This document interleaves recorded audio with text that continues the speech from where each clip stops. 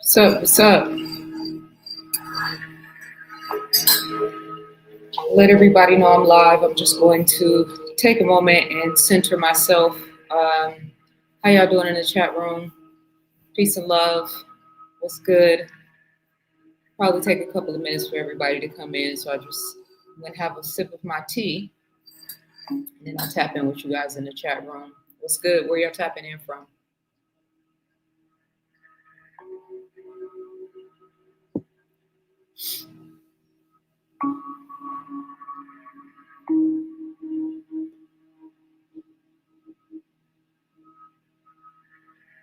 Thank you, Aura. Somebody asked me about my lip combo too. I'll go get it when I play one of these videos. And I'll let you guys know. They're both MAC though.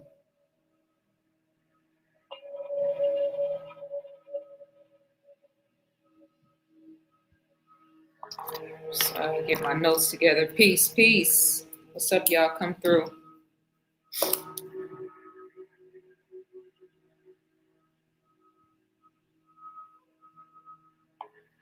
Peace. Alchemy with Asia. Peace. What's good? Darlene, how you doing, Queen?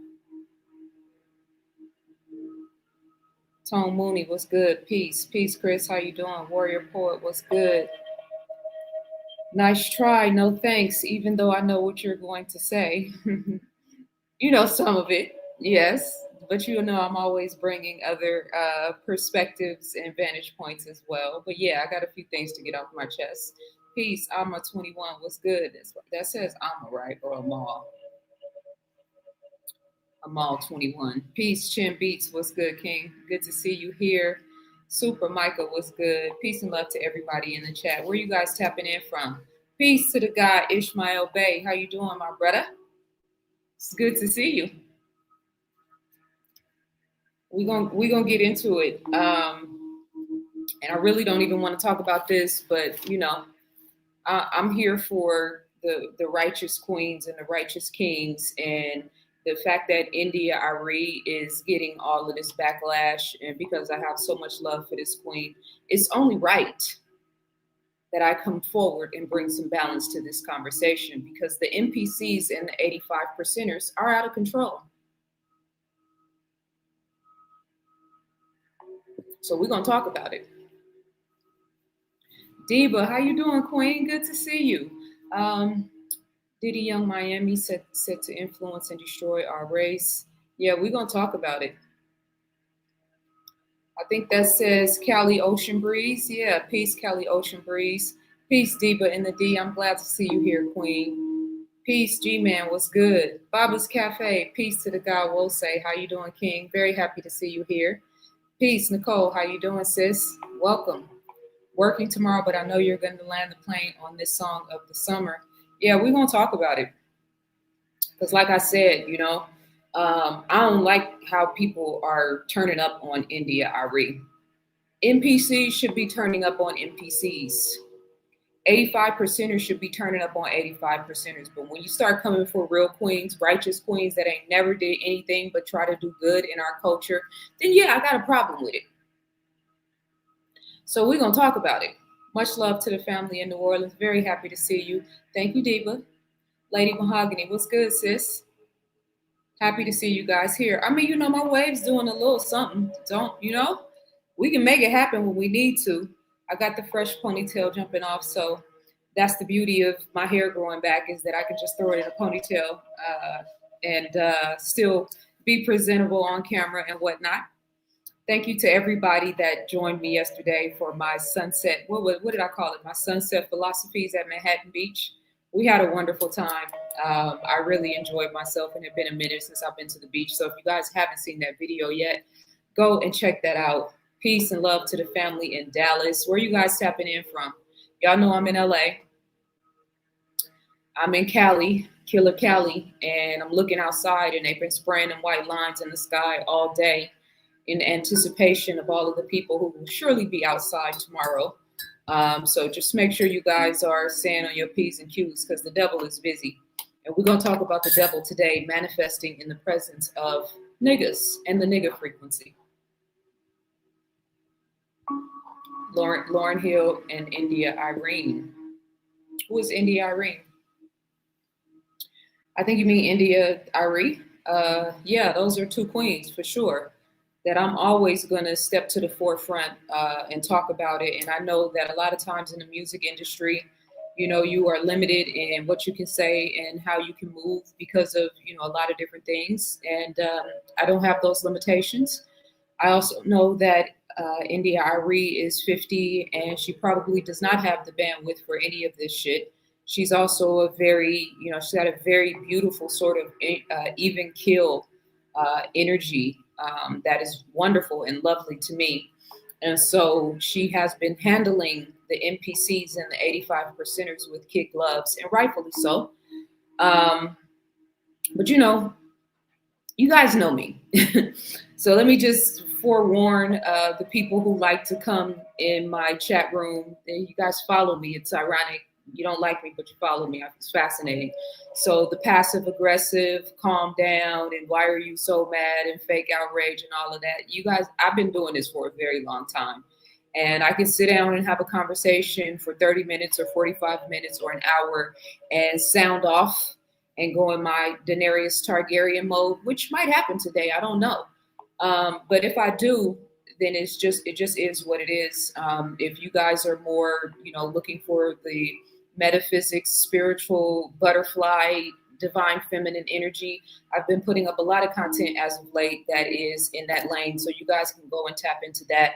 But please save the passive aggressive comments about me being fiery or passionate. I have always been a lioness. I have always sounded off when I want to sound off about whatever I want to sound off on. And this is my platform and my voice and my mind, and I will continue to do so, especially when it comes to calling out ignorance and bullshit, which is what we're going to talk about today. So I don't like the energy that India Arie is getting. I don't like a lot of the things, and these are all things that I've been talking about for 15 years now. Not only have I been talking about it, but I've actually written books about these things, okay? So let me tap in with you guys in the chat room because I know once I get into this, I'm going to really get into it. And I know everybody is kind of trickling in right now, so we're going to give that just a couple more minutes, and then we're going to get started. That's the ones they try to distort, the peaceful ones who invoke love and the love of blackness. Facts. But vulgar Cardi B is the top rap artist. Make it make sense. Well, that, and remember, Cardi B sat down and did an interview with Joe Biden. Since when did females who represent that concubine consciousness and that whole frequency sit down and have conversations in front of the world with heads of state? It's very intentional. The divine feminine against the harlot riding the beast. Yeah, they're going to get this word today. I was very upset with someone I know calling India Arie disgusting and disparaging name. Yeah, fat boy. We're going to talk about him too.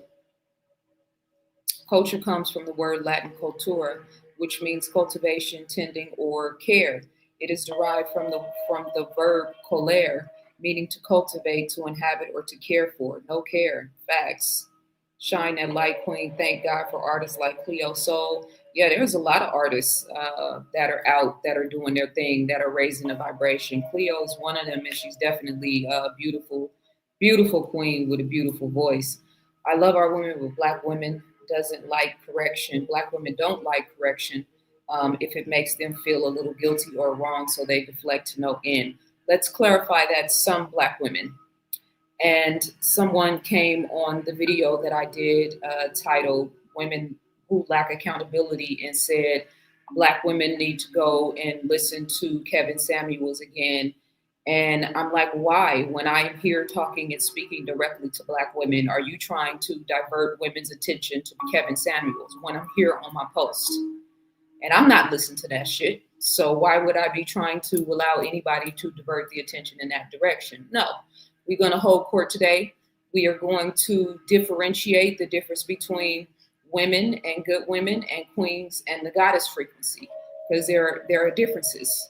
But, this is the time now for women to start having real conversations, a checkup from the neck up, as we used to call it. But we don't need to, this is some women. Let's be clear about that. It's not all women, and we have to be careful when we are kind of generalizing in conversation. And I have to say that because I always have to say it for men as well. This nigga frequency that we're talking about is a small subset of Black culture. I tried to find this video of this chick, I'm going to say. When I say words like chick, you know what I mean? There's not really a lot of respect in there. But this chick on TikTok, who this brother sent me a video, and she was he said she was either from the Congo or Uganda. But she did a video called Black American Fatigue. And she was showing videos of niggas, fighting in cruise ships and, the stuff that all of us see that we cringe when we see. And so I couldn't find the video because I was going to play it today. But I need for everybody watching, whether you are of a different race and nationality, whether you are Black or melanated from somewhere else in the world, the nigga frequency in Black culture is a small subset of our culture. And it is intentionally broadcast and entertained, and the music industry, right? They are intentionally honing in on a specific state of consciousness to keep you from being able to see people like me, the intellectuals, the scholars, the poets, the artists, right? The kings, the queens, the ones of us who think outside the box, right? The spiritual leaders, the spiritual liaisons, the warriors, the righteous ones among us. Like, let's be clear, when we're talking about this nigga shit, it does not represent the majority of my people in America.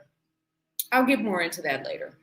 Thank you so much, Dr. AJ, for the super chat. I appreciate you. And just a reminder, everybody, I am accepting all love, all super chats, all cash apps. That information is in the description. And real quick, before I get into my subject, because I got a lot of things to cover, shout out to everybody in the chat room. I'll be tapping in with you guys. So just hold me down in the chat room in case there's any weird energy that comes in.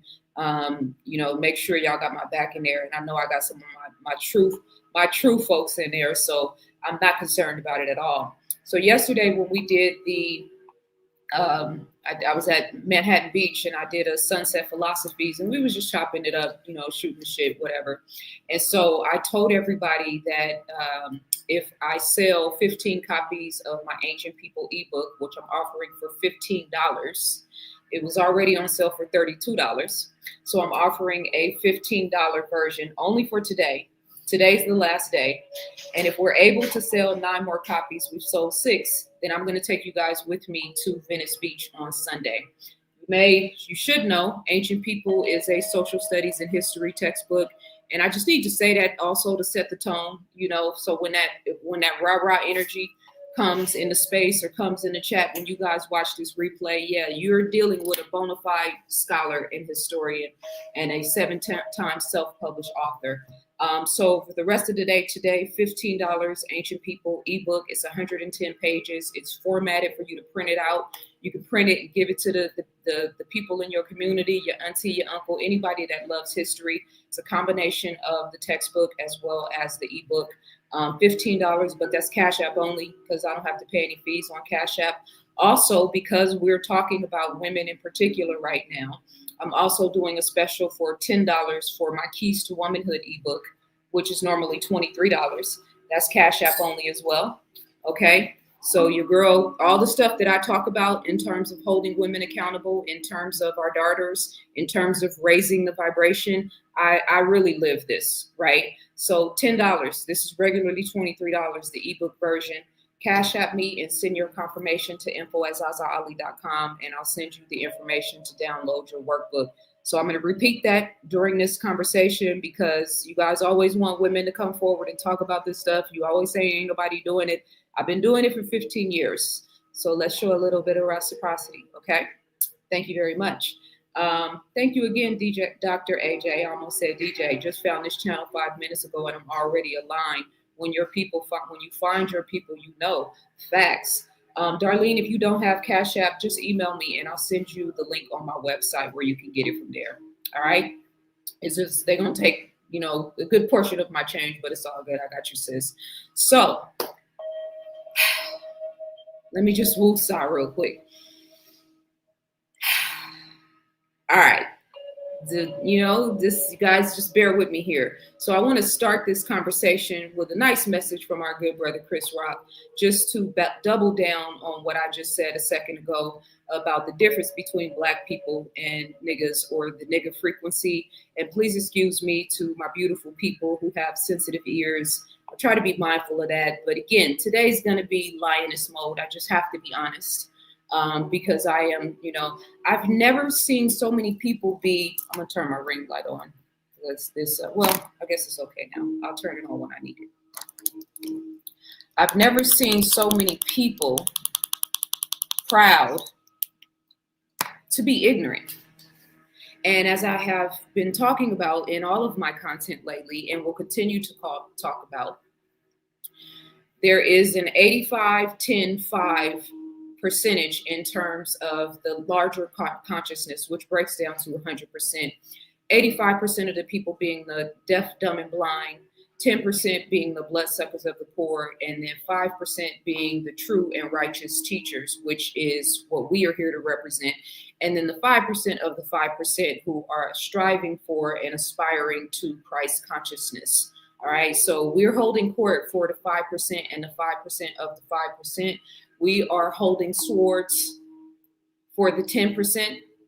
And today we're going to hold swords for the 85% too, even though normally our job is to try to bring you into a higher state of consciousness. But again, this video is being done on behalf of India Arie, because we are not here for the disrespect of our queens who have paid a heavy price in order to try to raise the vibration in her representation, in how she carries herself, and in her music. So I'm here for it today.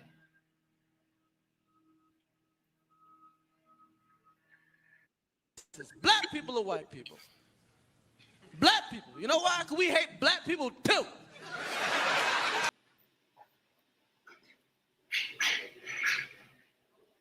I told you guys the system does this thing where it'll stop at the snippet, the last end of the video. I don't know why it does that. He basically made his point. Break in your house. Yeah. Come on with it, Chris. The difference between black people and the difference between niggas. So that 85-10-5, sort of numeric value that I just talked about. Okay, well, let me stop you, Chris. So you guys have heard that it's in one of his previous comedy specials on HBO, where he's talking about the difference between black people and niggas. And I love black people, and I'm going to co-sign that and double down on that. I love black people, but I do not like niggas. And I'm different. I'm not going to say hate, because hate is too strong of a word. But again, I want to double down on that and emphasize that for everybody who might be watching this from somewhere else in the world, other races and cultures and nationalities. All of you guys are welcome here, but we need to make sure we set a tone, because a lot of times our culture, black people in America, is being pinpointed to only a small subset of our people. And God didn't make niggas. The white man made niggas. In my first book, The Scientific Intervention in Our Affairs, I talked about crack cocaine and how crack cocaine was created in a laboratory and that it was systematically placed in black communities in particular. Bill Cooper, in his book, Behold a Pale Horse, talked about the fact that the intention was to kill off or to put 2 to 3 generations of black men in prison. They did a great job with that. We saw a generation of crack babies come onto the scene, which probably peaked somewhere around 2000. So those would be grown-ups now. Those might be fans of Young Miami. Okay. Somebody in the chat room, let me come back to this. My girl went off on me last time I Cash App you. My situation is crazy. My sister, my bad. So you should purchase the ebook and send her a copy. And you should send her my content, because I'm here for her, right? And I've been creating consistently conversations and content for our women, especially for our women who don't know how to control their emotions and are dealing with anger issues and that are dealing with self-esteem issues, right? So it's all love for you, but it's also all love here for her as well, right? And I don't know what the nature of your relationship is, but this is an open space specifically for our women who are dealing with self-esteem issues, anger issues, and emotional issues. Shout out to everybody who's just tuning in. Make sure you guys like this video. We're just kind of getting started. I just played the video of Chris Rock talking about the difference between Black people and niggas and how he loves Black people but hate niggas. And I doubled down on that and said, I love Black people, but I don't like niggas, right? And I want everybody in the world to be able to understand and differentiate the difference. I have talked to so many Black men that are so tired of this whole culture, that are so tired of the representation of Black women, whether it's the transactional element, right? Whether it's the we don't like men, we hate men, all of that energy. It's a very difficult time right now to be trying to maintain a high level of consciousness and awareness as a Black woman in America, because we are competing with a lot of stupid shit.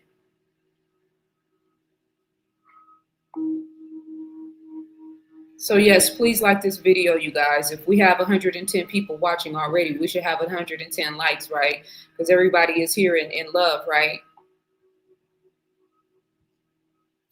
So let me play this next video, because again, we're doubling down and emphasizing our love for India Arie. I got you, Lastasia. I got you, Queen. Send me info@ZaZaAli.com. Email me your screenshot and I'll send you the ebook link for Keys to Womanhood and for Ancient People. And much love. I appreciate you. But yeah, we are here representing India Arie, because we do not allow for our queens to get played with, especially by NPCs. If a queen wants to challenge a queen, I'm here for that. I'll stand by and I'll watch respectfully. But when we have NPCs and 85%ers disrespecting our queens, I'm not having that shit.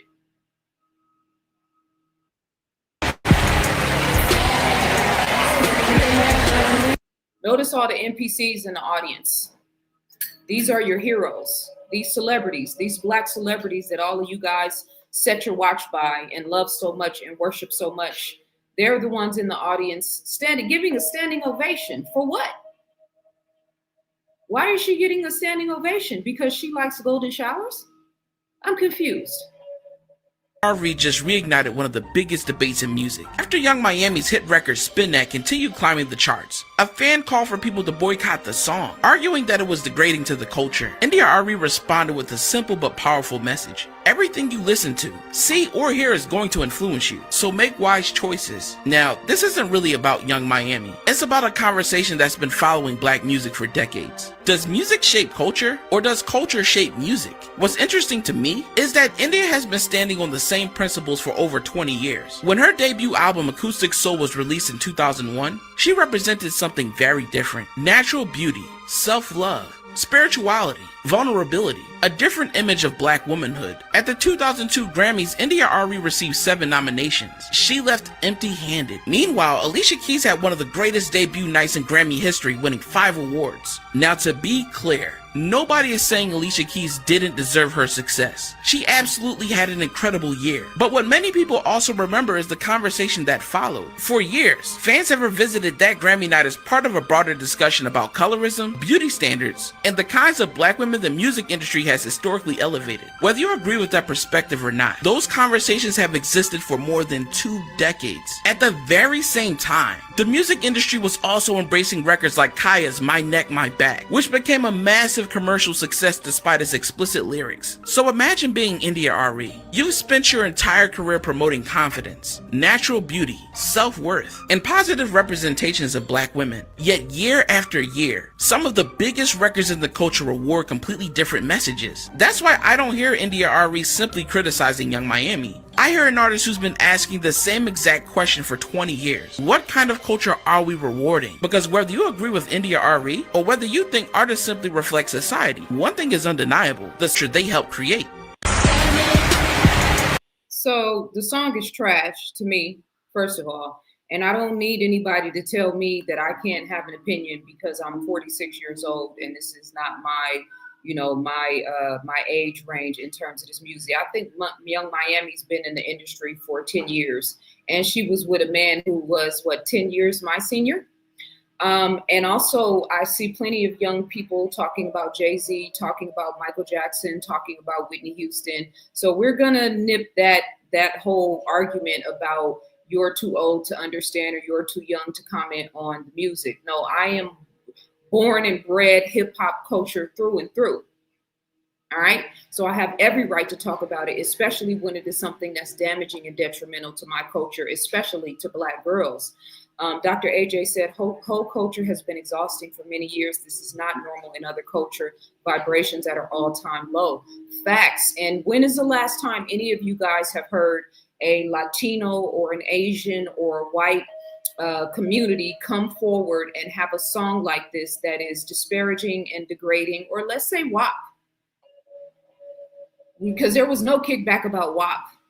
In 2020, mind you, when all of our children were at home sitting in front of screens and at tablets, and everybody had access to watch it, and these two chicks put out a video that was soft porn, basically, promoting, that whole frequency, that low vibration, and the culture didn't say anything about it. Black women didn't say anything about it. So women get mad at me when I talk about women who lack accountability, but the African proverb says that we're supposed to be preparing for 7 generations in front of us. 7 generations. Much love. I appreciate the super chat. She is the bottom B of Diddy, and we're supposed to raise her up on status, make it make sense. Yeah, so on a spiritual level, what's happening here is we're moving in the timeline of the age of Aquarius, which we always talk about. And the age of Aquarius is not a time where women are supposed to be in positions of leadership or authority over men. This is the time where we're supposed to be coming back to the middle, right? Where there's a balance between the masculine and feminine, a balance between rulership and leadership between men and women, right? The concept of patriarchy no longer needs to be a thing because we see what it has created and done, not only women to women, but men. How many times are we going to talk about the depression rates and suicide rates of men in a world that is created and ruled by men? It's not a good look for any of us. Right? And for all of the people that keep saying, well, you guys are talking about this song. What about trap music? What about drill music? I've been talking about all that shit for 15 years. I did a whole expose called "Is Hip Hop Under Divine Judgment?" It's on my YouTube channel right now. I did that, 5 years ago? I've been in my books, Black Matters Volume 2. The whole book is about Black male and female responsibility. So what are you guys talking about? And even if I grew up on Too Short. I'm from Oakland, right? We grew up around, with NBA. We had, negative music and things that weren't a positive reflection in the culture. But there was so much positive rap to counterbalance it. So it kind of neutralized the impact because we also always had something else to kind of feed on and to feed off of. And we didn't have social media. So children weren't able to have access to spaces that were only reserved for adults. Children couldn't go online and watch Demon Time, where strippers now were going live again while everybody was stuck at home, where strippers can go live now and your average 10-year-old or 15-year-old can go in somebody's stories and see a full-on strip tease. It's very disingenuous and weak-minded and cowardice, in my opinion. Again, NPCs, 85-10-5, you have to identify yourself, whichever department you land on. And if you have an issue with anything that I'm saying, I'm just going to go ahead and put you in the 85% department, where we could be so ignorant and so inconsiderate of what this music is actually doing to our children. We think that this is just a problem that single mothers have. You know how many parents, 2-parent households that I've talked to in the last 5 years, where the world is taking a hold of their children, where their children are becoming worldly? 2-parent households, good mother, good father. She won't listen. I can't get her to. She's leaving out the house and changing her clothes and wearing clothes that's not appropriate for her to wear to school. She's wearing a face full of makeup and we don't even know she's wearing it until we get a call from the school administrators. I've talked to so many parents So stop thinking this is just a thing for single mothers are raising children that are out of control. No, the world has a very strong hold on our children, and it's specifically because of social media. So we didn't have to navigate with Instagram. I got you. I'm typing it in the chat right now. We didn't have to navigate Instagram. We didn't have to deal with, oh, you guys are busy in the chat room. I got to catch back up. Just bear with me here. Thank you so much, Soldier Attic. I appreciate you. We didn't have to have 24 hours, 7 day a week access to the things that these people were doing. And then Young Miami got bodyguards. I mean, didn't she say Diddy spent $2 million on her in a day? Why are you still making songs about scamming and boosting? You ain't doing none of that shit. So drill rap, trap music, yeah, I've been talking about all of that. But the better question is, why haven't all of us been talking about it? Why weren't we concerned with Luke and 2 Live Crew? Why weren't we concerned with Too Short? Why weren't there's been a lot of continuous music that has been dangerous and detrimental to our culture. And going back to the point that I was making, you know, there is a large number in these high schools and in these middle schools now. Are you hearing about what these girls are actually doing? How sexually promiscuous they are?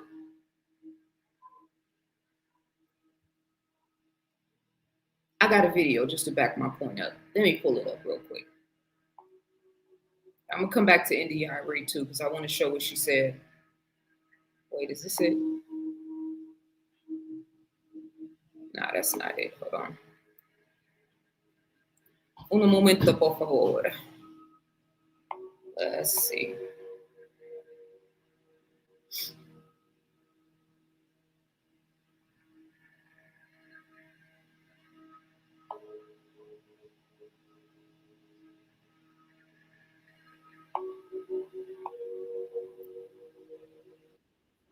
I said I'm really like I'm a like with a W, like I'm a.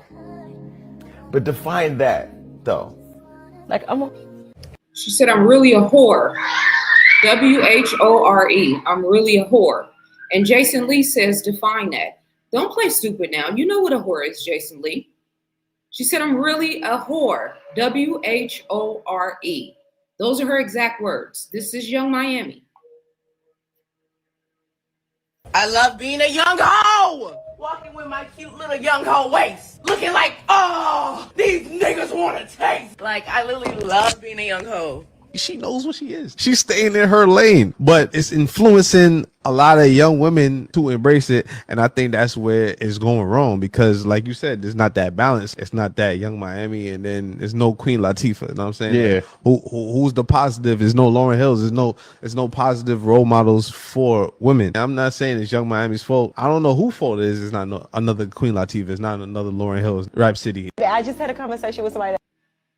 So thank you, Cheryl. I got the Cash App. Email me info@ZaZaAli.com. Send me your confirmation, and I will send you the link to download your ebook. Please like this video, everybody just now tuning in. And as I had let everybody know, if I sell 15 copies, we're at like 8 copies now of the ebook version of Ancient People. I'm going to do a walk with me on Sunday and take you guys to Venice Beach and show you the real LA, Southern California turn up on Sunday. We've sold 8 so far. We have 7 more to go. The book is on sale for $15 right now, but that's Cash App only. That's why I have the Cash App on the screen. So if we sell 7 more, then yeah, we're going to rock out on Sunday at Venice Beach. And just email your confirmation to me. And then I'm also selling the ebook version of Keys to Womanhood, because everything that I talk about, I've backed up in my content, right? So if you have daughters and girls in your neighborhood or young women that are kind of like a little off the chain, and you're trying to help them, if you're a man who has a daughter and she's got a menstrual cycle, or, you know, the whole follow the leader type thing where she's dealing with peer pressure, I deal with all of that in this workbook. You can download it and then print it, and then you can give it out to the girls in your community, the girls at your school. Your girl has been on her job doing the work to make sure that I'm trying to bridge the gap between this whole frequency and real righteous womanhood, right? So this is the thing about what one of the brothers just said, right? And let's be clear, because I got some flack in one of my recent videos because I was addressing these females, right? You guys are. This woman said I am a WHORE. She didn't even say ho. The Ebonics, you know what I mean? We spin the word a little bit, right? It's HOE, in the culture. That's kind of, she said I'm a whore. She said it like 3 times. So this is who you guys are campaigning for? This is the mindset and the energy that you are standing next to? Celebrities, influencers, Black political women, Black educational women, ratchet women, ghetto women, young women, old women, silly women, smart women. This is who you guys are campaigning for? Somebody who is actively telling you that she's a whore? Somebody who who is on wax saying that she likes golden showers to have a man piss on her? But you guys are mad at R. Kelly, which, yeah, rightfully so.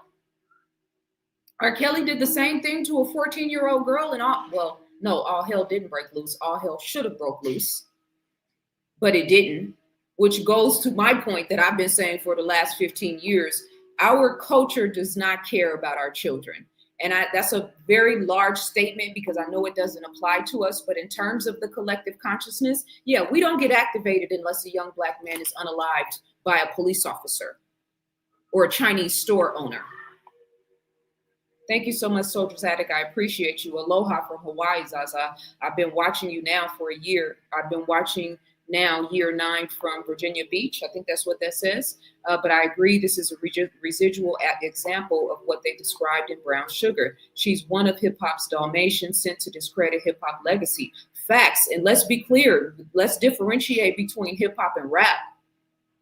These chicks are rappers, right?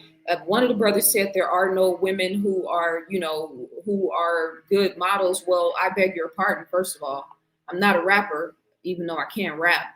But there's Rhapsody.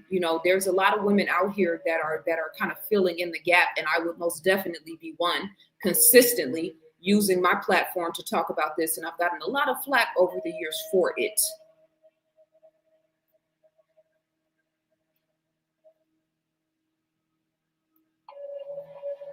Just pulling up my content. I got a lot saved here, so you guys just bear with me.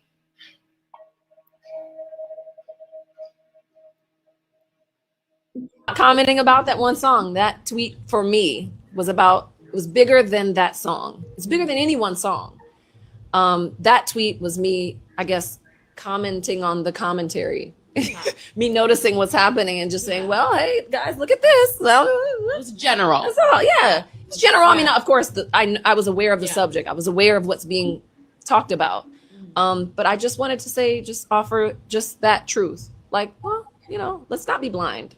Let's not lie to ourselves. We understand the impact that music can have on culture, on youth.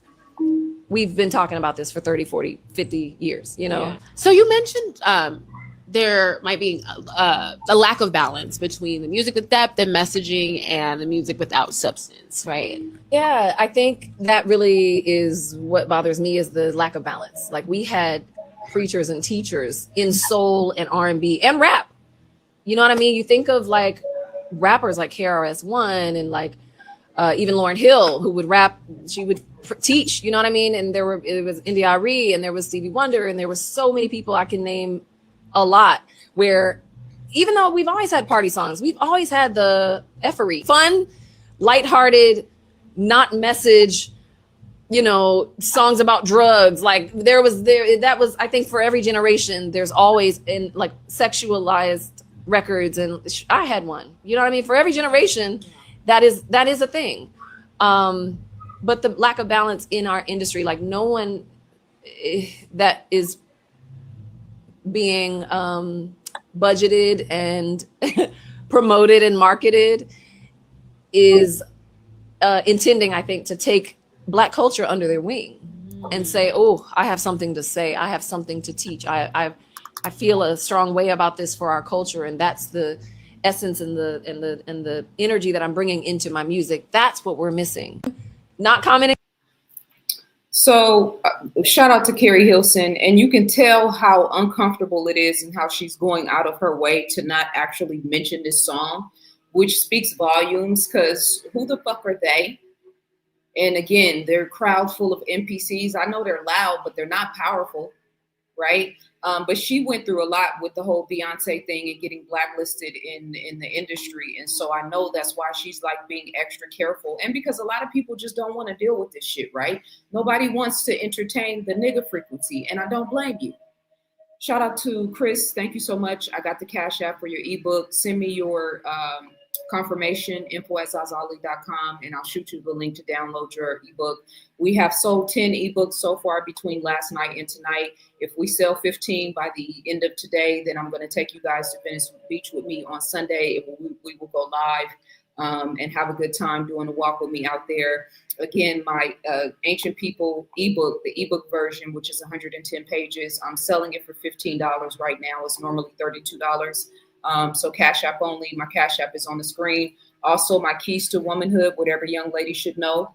Because again, I've been creating content to balance this conversation out and to bring a better, light in terms of womanhood and in terms of representation of womanhood and Black women in particular. So you guys always say, how come no women are doing this? I've been doing it for a long time. Make sure you support. And $10 for my Keys to Womanhood ebook, which is normally $23. Another thing I wanted to say, to go back to what the brother said, when Young Miami is in the video acknowledging proudly with Jason Lee that she is a whore. Maybe should I play that again? I don't know. Maybe I should. I feel like maybe I should play that again so we can drive the point home, just in case anybody wants to come in and defend this silly shit. I've never seen people this loud and proud to be so ignorant and stupid. Never in my life. So, and then the brothers come on at the end in their podcast and they're saying we need balance to that. No, we don't need balance to that. We need that type of silly shit, that game, goofy, lame shit to stop. We don't need any women that are active in our culture, that have access to platforms and access to minds, to be out here publicly proud, loud, waving the flag of I'm proud to be a whore. There's no way to balance that out. There's no other, you know what I mean? We talk about the other end of the spectrum. Like, yeah, we don't even need to be trying to figure that out or trying to balance that out. If anything was worthy of being canceled, mind you, all of this is happening at the same time. Let me just bring this screenshot up real quick because, we have very short attention spans in terms of what's happening in the bigger scheme of things, which I find fascinating.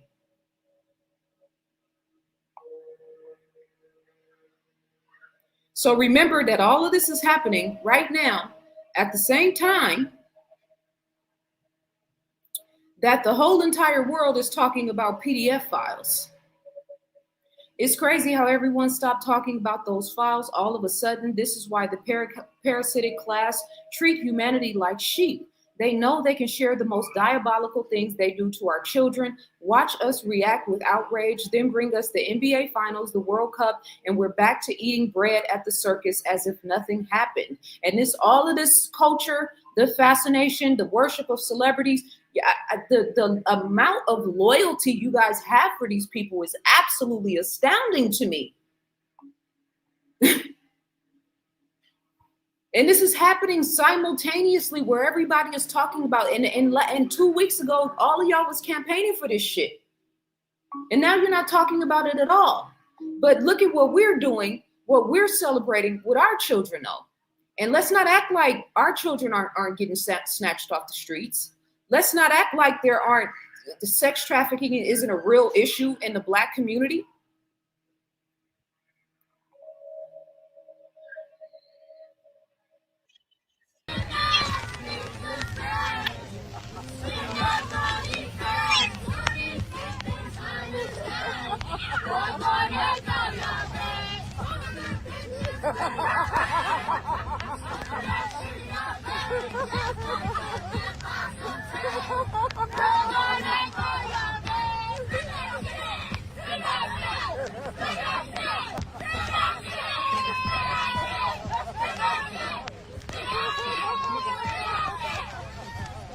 spin the sheet, spin the sheet, spin the sheet, spin the sheet. Where all my Nigga says, spend that money sad. 25th is hard to guess. Girl gonna go, yeah, bet. Booties need just way, yeah, bet. Stuff that shit, yeah, bet. Just to sit and pop some tag. Girl gonna go, yeah, bet. Spin the sheet, spin the sheet, spin the sheet.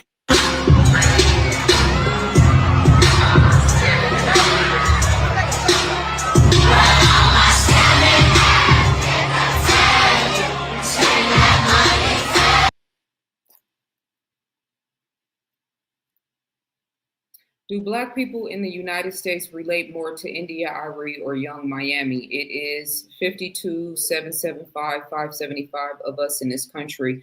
Well, you know, I started out with this, and shout out to everybody that's just now tuning in. Make sure you guys like this video. Please help me to get active in the algorithm. The algorithm does not support the ZaZaAlis of the world. It supports the Young Miamis of the world. So if you are present, I'm very happy to have you here. Please make sure that you like this video and subscribe if you're new here. I think I shouted out Chris already. If I didn't, pardon me, in terms of the purchase of the ebook. And make sure you guys send those confirmations to me, info@ZaZaAli.com, and I'll get those links out to you guys. So yeah, the majority of Black people are not tuning into none of this weird shit. Even the conversation about boycotting the song, like the people who are listening to that aren't thinking about boycotting it, and the people who aren't listening to it don't need to boycott it. What we need to boycott is ignorance. And I saw the video, I showed a video in a previous live that I did of Fat Joe and Jada Kiss, who were, when she was there, and they were acting like it was a fly ass song. It is trash. And I don't care what anybody says, the hook is catchy and that's why you guys like it, but it's, the song is trash, right? And so, you know, between them and between all of the other people online, the podcasts and the influencers and people who are supporting this, the celebrities who are supporting this, I think you guys need to turn your backs on them.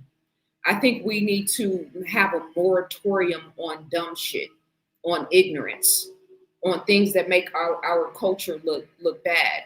You know, the concept of a reputation, even what does the word reputation actually mean? What is our reputation in America? Because Young Miami does not for sure represent me, and she does not represent the majority of women that I've worked with and the majority of women that I know. It's like a caricature, right? It's a caricature that was created just like drill rap and trap music. All of that shit is a caricature that the NPCs are living out and manifesting and showing the world that's a representation of Black culture. But the number of us in America doesn't even come close. Not even close. I want to double down and triple and quadruple down on that. This shit does not represent my people, Black people in America. God didn't make niggas, the white man made niggas. We're looking at the nigga frequency.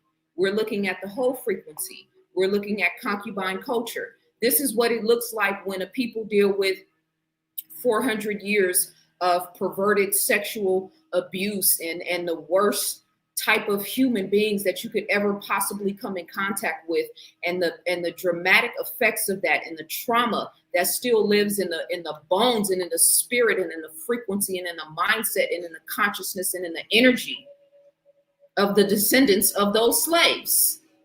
And I'm emphasizing that because all of us are not descendants of slaves. Many of us were already here. I don't want to get into the history, but you know, we can if we need to.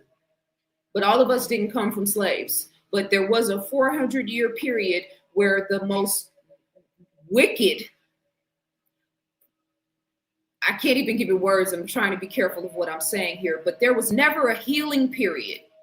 There was never a time when our women came and stopped, and our men, because our men were getting essayed too. We never collectively came together and said, all right, listen, these savages had their way with our women. These savages had their ways with our bodies. Let's talk about sexual discipline. Let's talk about doing spiritual rituals and cleansing ourselves individually and collectively so we can get this demon off of us.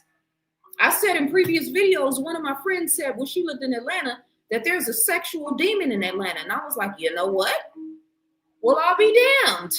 And people in Atlanta brag about the fact that it's the most strip clubs in America. But is that a flex?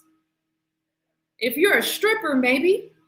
When I came up, we didn't look up to strippers. That was adult entertainment. These were things that happened at night when the children were at home in bed. Now it's a part of the culture, and it's a problem. So in the video, we think that it's just music. It's not affecting our children. Even if it wasn't, why would you want your children to be represented this way? Why? And then you wonder why when our children go in the stores, in these Chinese and in these Indian stores, and they're following them around the stores and criminalizing them. I was at the store off of Jefferson. Y'all know I'm here in LA. And I stopped at a store to pick up a couple of things. And it's a liquor store. And it's a Latino sister in there. And there was an Asian, was like a lot of commotion. And so I'm like, what's going on? I'm talking to her. She said there's a guy outside, a black man who was like a wino vibes, right? He had pushed this woman and she looked like she was probably in her 60s. And so she had called the Latino lady was saying, give me just a second. She had called the police. And so the police had went around the block a couple of times. And she was like, okay, she's talking to the lady like, okay, they're gone now. How far do you have to walk? Whatever. And boycott to the side. I don't believe in any men putting their hands on elderly women, on any women, period, of any race. When the situation with Bill Cosby went down and 85%ers and NPCs were actually like, well, it was white women, not black women. You guys disgust me. We shouldn't be celebrating or cheering or not addressing the fact that our men could be sexual deviants in any capacity. So the lady I'm watching this whole thing go down. And mind you, I'm from Oakland. So, liquor stores is a part of the culture, but where the liquor stores are is where all of the chaos is happening, right? That's where drive-bys are happening. That's where prostitution is happening. That's where nigga shit is happening. And we wonder why black people don't come back in black communities and buy businesses because they grew up around this shit and don't want to have to deal with it. Do you know how much stress comes with trying to run a business in that environment? Now, granted, you making money, obviously, is beneficial for you. You set up shop in a ghetto, so you got to deal with the ramifications for that. It just is what it is. Indian, black, Asian, whatever. It is what it is. But at the same time, when you think about that, when you think about the police that have to navigate these environments and deal with this shit, I was telling in a previous video of how, when I was in Oakland, we had to deal with drive-bys. You know how much trauma that comes from that?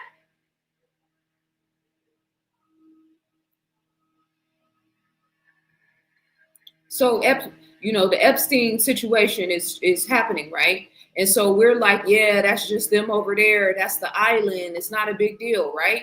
That ain't, it's not happening in our culture, right? Is that what we're saying?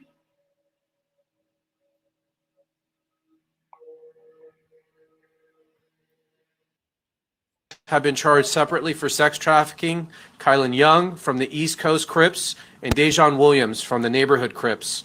Young trafficked a 15-year-old victim through violence. Williams trafficked a 16 and 17-year-old victims as well as an adult through violence. A 10th individual, Kenny Ray Mann, also a sex trafficker who was trafficking 16 and 17-year-old girls, has been indicted, and he whipped, raped, and punched one of the victims in the case.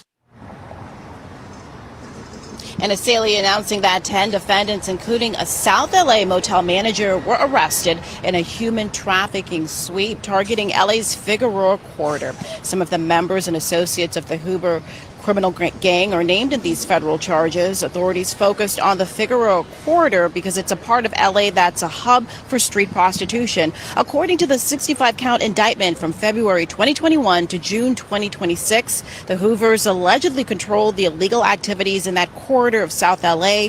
Gang members, they allegedly acted as pimps who forced 51 victims into selling their bodies. Officials showed photos of some of those defendants during the news conference. These gang members according to the feds, work together to recruit new victims through social media or in person, targeting vulnerable minors and young women. So this is just Operation Broken Blade Sorry. is the first gang RICO case for human trafficking brought in the history of the Central District of California. 18 defendants in 65 counts. 17 defendants are charged in a RICO conspiracy. 3 of those defendants, Armstead, Mountain, and Melendez, sex trafficked children as young as 14 years old. High school freshmen too young to drive, but who were forced into cars with strange men to have sex for money. That's the type of defendants we're dealing with today. Last August, we launched Phase 1 of Operation Broken Blade, a coordinated effort marking the first major takedown of a large-scale sex trafficking enterprise operating along South Los Angeles' Figueroa corridor.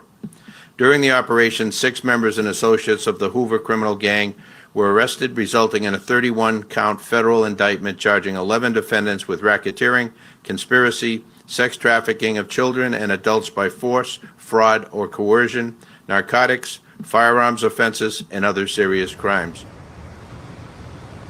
So you just heard there's so many details in this indictment. Now, if convicted, some of the defendants face 15 years to life in prison. That's the very latest here in downtown Los Angeles.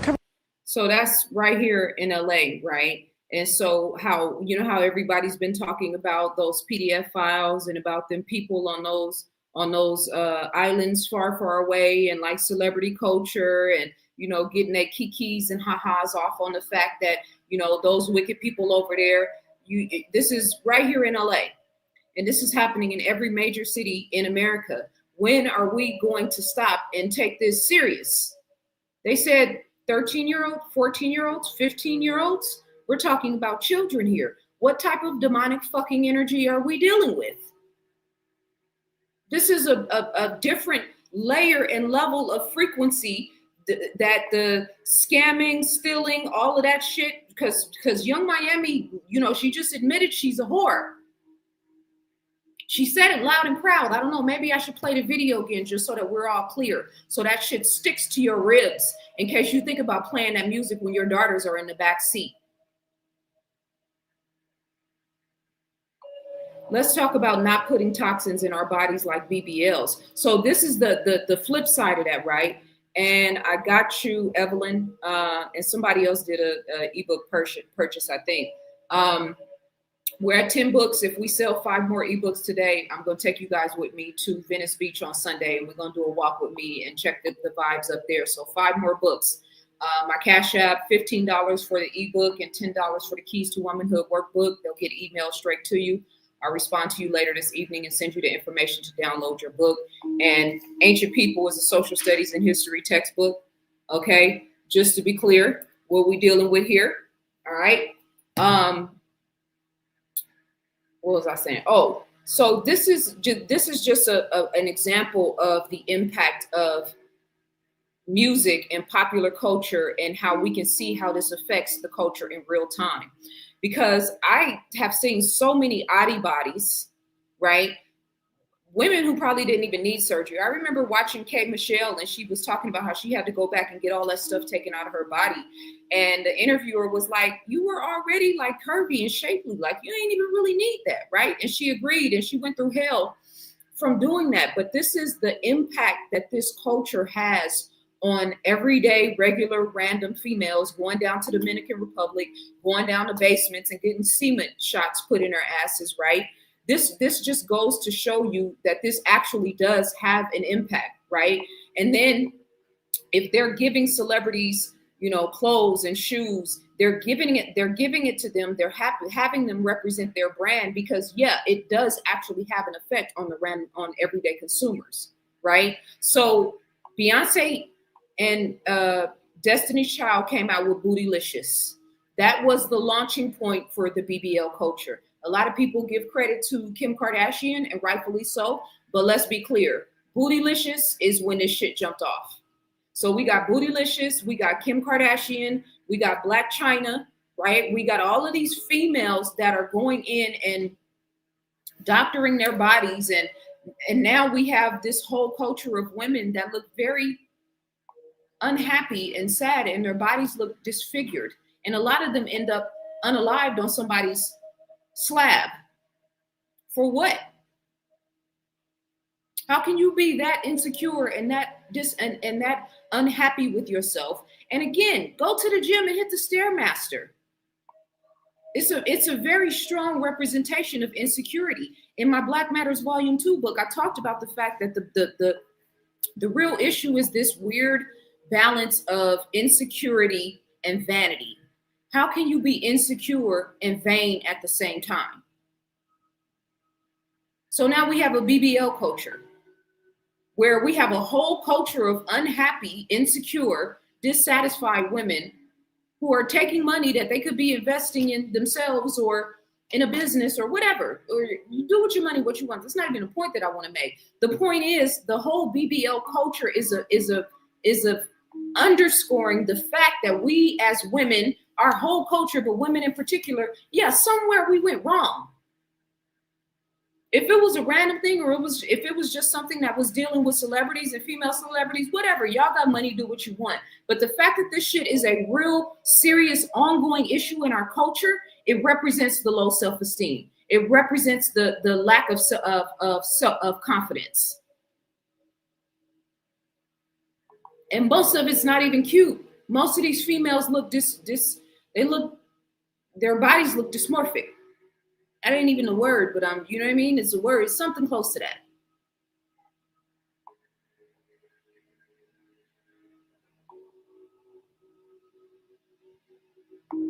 This guy. Eddie, come on, man. I love you, but you gotta stop, brother. Brother, you not serious. You publicly cursing out and disrespecting women that are opposed to the negative message in Young Miami's song? You over 50 years old, brother. At what point do we grow up, man? I know Young Miami, that's your little people, you heard me? But still, you can love the person and acknowledge that that message ain't good for our community. Trick Daddy, there's the best of who we are, like you doing your annual tour drive in Miami. Salute to you for that, by the way. Then there's the worst of who we are, brother, and we all have multiple sides to us. This the thing, Trick. You've persevered through tough times. I salute that. But we shouldn't celebrate and glorify the worst of who we are. And that's what this song is doing, and people got a problem with the message. Look what you did. You overcame a lot to get a whole street named after you in your city. Look, I know you was proud of yourself. Look at that smile.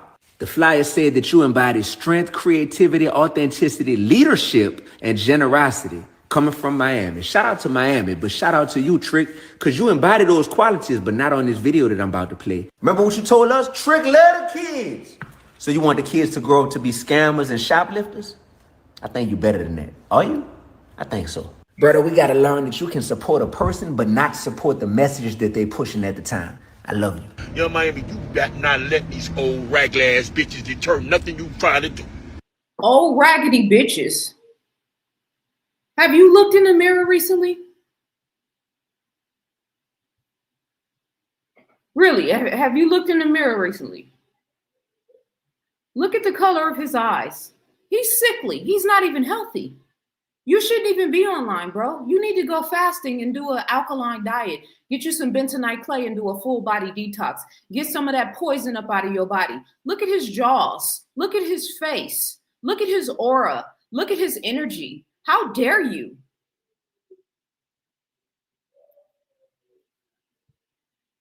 That's why I don't fuck you old bitches. That's why I would not fuck with you old bitches. On behalf of all of the women in the world, I'm 46, so I'll speak for women 46 and up. On behalf of all of the women 46 and up, thank you very much. Thank you. Thank you for not considering me. I would die 1,000 deaths if I had to look up and look at your ass. Because the game done passed you by, bitch. You still stuck in the motherfucking 50s and the 60s. I don't want no old bitch with no gray hairs on her pussy. Let me explain something to you hoes. Get you some money, however you do. Stop getting on here talking bad about your fellow black woman that's making money. No, we don't campaign for or support or promote black women who are actively, intentionally in front of the world calling themselves whores and brag about getting pissed on. We are separate. We are putting a fine line in the middle of the street, in the middle of the sand. We want to be as far away from you niggas as possible. Anybody representing the whole frequency, anybody representing drill rap, trap music, or just ignorance like you would be a king of an NPC. You would be the king of the 85%ers.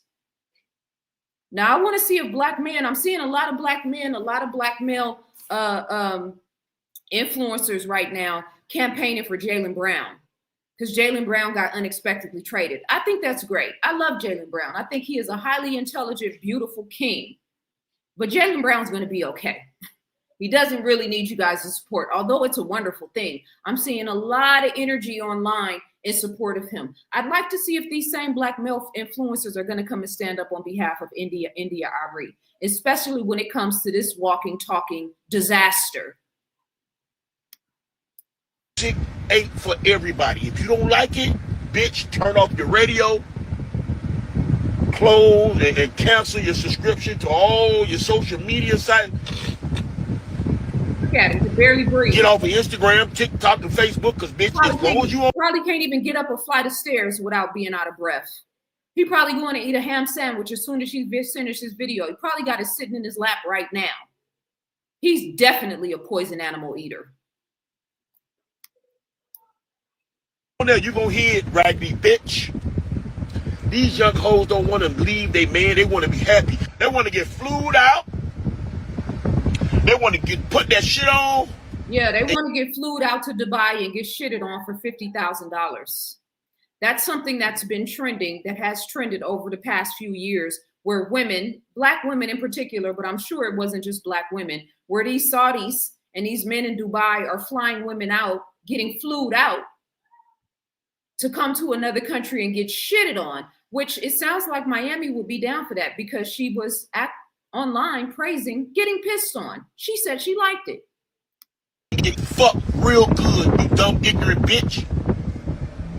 On behalf of Young Miami, kiss every bitch ass in Miami. If you think we give a fuck about how you feel, then go spin that shit, bitch. That ain't hip hop.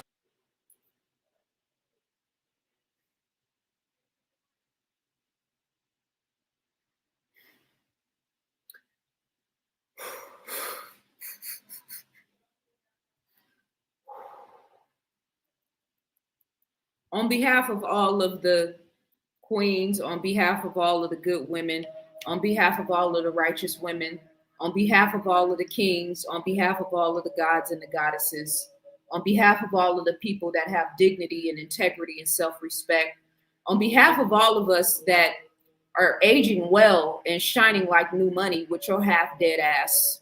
You remind me of the brown shit emoji that, you know, we all use to pop shit. Like, yeah, you look like that in the flesh.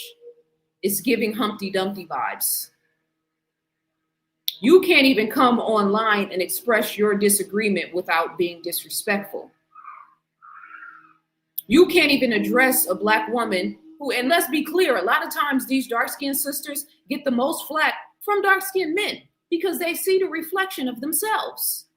So you looking at India Arie and probably your mother too, and you see a reflection of yourself and you don't like it.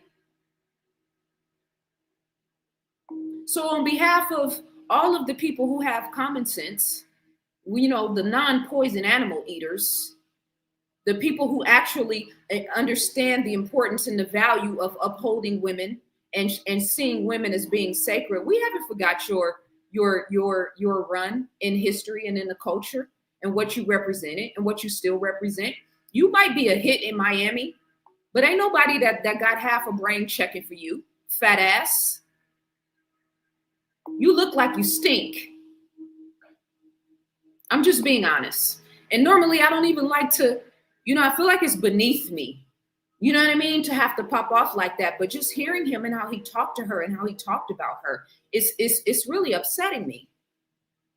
I really want to say some other things, but I'm trying to maintain my cool. So again, I see a lot of black male influencers campaigning for Jaylen Brown, the $1 million man. I'm wondering if you guys are going to turn up on this clown, this peon, this peasant, This weirdo who clearly doesn't like women. I wouldn't be surprised if your ass was laying, you know what I mean? Were you at those DD parties with Young Miami? Are you on camera? Were you getting turned up and turned out? Is that why you riding for Young Miami so hard?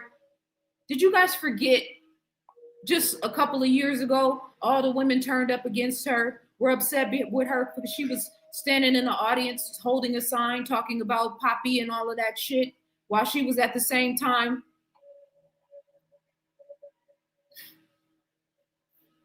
Whew. Ooh-wee. Ooh-wee.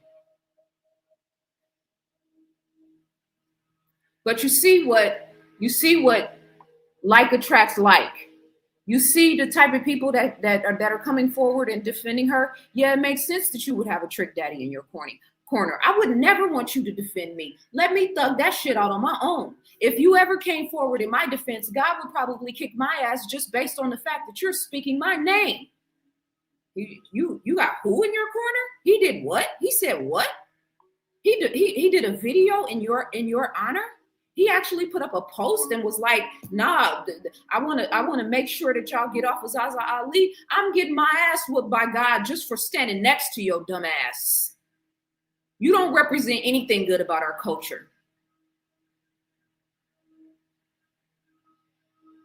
But that just goes to show you the frequency and the energy. Like attracts like. And two opposing frequencies cannot occupy the same space at the same time. I would DDT your ass. I would love to go live with you. I would love to speak to you in front of your audience.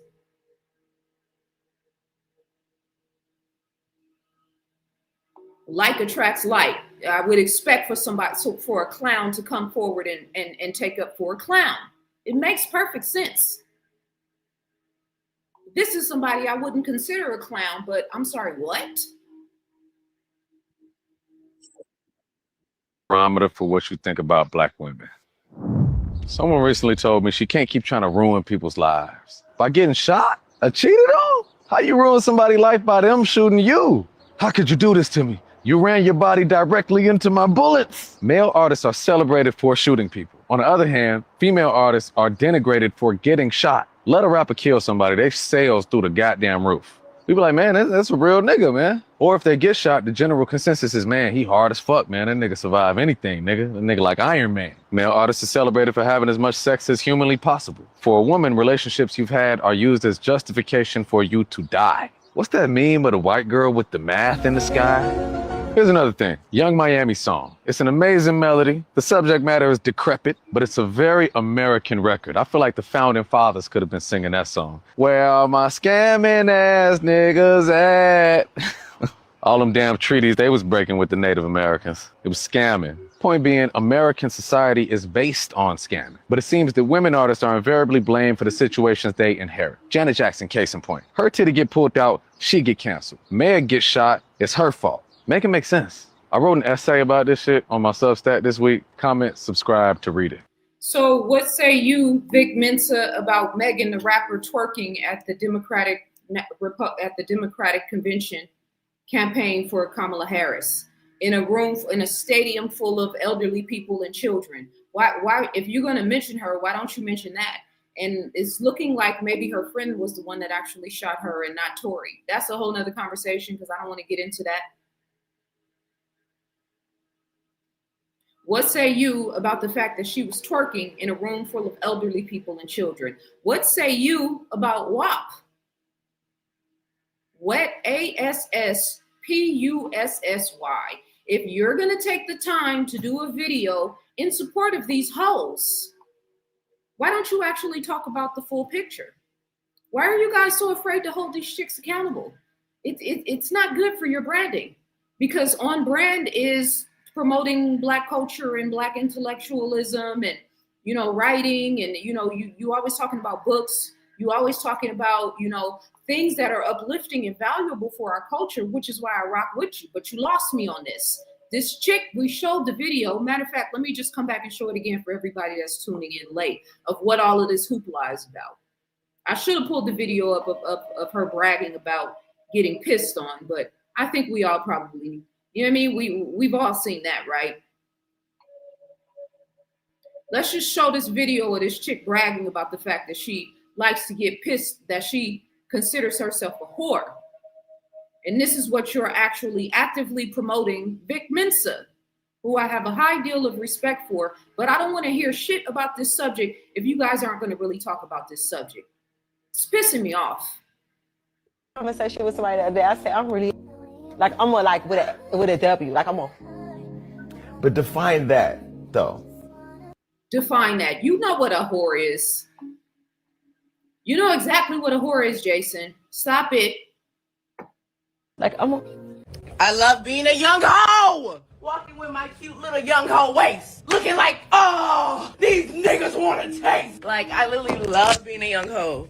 She knows what she is. She's I thank God I didn't come up in this reality. Thank you, God. Thank you guys so much that I didn't have to live through this corny clown shit, through this lame shit. Excuse my language for those of you guys, my audience, I'm, you know what I mean, usually try to be a little bit more diplomatic and ladylike, but when I have to dive and delve into NPC 85% nigga frequency, sometimes I just have to use the language. So Vic Mensa is campaigning for this chick, but he won't talk about the things that she's doing that's detrimental to our children. You got young Black girls that are identifying as hoes. This is a state of emergency. I'm gonna show you another reason why it should be a state of emergency. This is insane.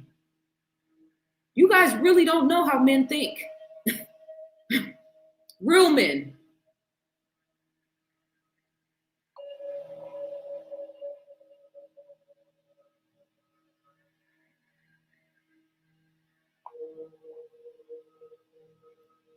No, I'll come back to you. Oh, yeah. Well, here's one. It's not the one I was going to play, but I'm going to play this other video in just a second. But here we go. Now, this is an old fae, but it's still relative because even though this chick is a white girl, we're moving beyond the limitations of color and race when it comes to concubine culture and the whole frequency. She has been actively online for the last 2 years bragging about the fact that she's had sex with more than 1,000 men in 12 hours. This is the world we live in. This is the world that we are living in right now. And you can't tell me that Young Miami and Megan and Cardi B and all of these chicks are not affecting. Somebody else in the comments said that this is an international thing. Yeah, no, these chicks are affecting all races of women all over the world. Where is this video at?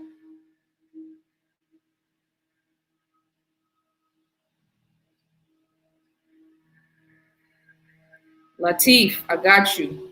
So we have 11 ebooks sold so far. You put love in the comments, but you send me $15, so I want to send you the ebook of Ancient People. So we have 11 books so far, you guys. If we get to 15 ebooks, I'm selling my Ancient People ebook for $15 only for the rest of the day today. If and when we get to 15 books, I'm going to do a walk with me at Venice Beach on Sunday. So we got 4 more books to go. And the information is in the caption, but I'm doing a sale. This book is normally $32. I'm selling the ebook version for $15. You can print that out, give it to the young people in your community, give it to your auntie or your uncle if they like history. It's a blend of the textbook and the workbook. And then my Keys to Womanhood workbook right now is $10, the ebook version. So you'll get these delivered to you in your email. Cash App me either 10 or 15 or 25 if you want both. And then screenshot your confirmation, and then I'll send you the link to download that. So this is another thing that we should be in a state of emergency for, not only for girls, but women as well. I've had a few, but then again, I can't remember exactly how many. What, really?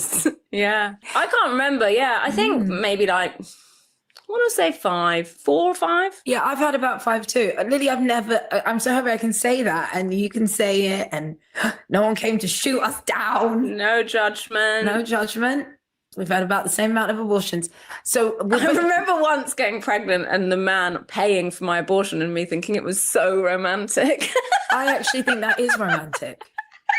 Do you not think that's romantic? Whoops. Am I an idiot? What? Getting rid of the problem. No, but like, let me take care of it. No, I don't think it's generous or romantic. Think about how long that investment, like how much is it? Like 500 quid? Yeah. Kids are a lot more expensive. They're like, yeah, I'll pay that. They're like, yeah, I've got you.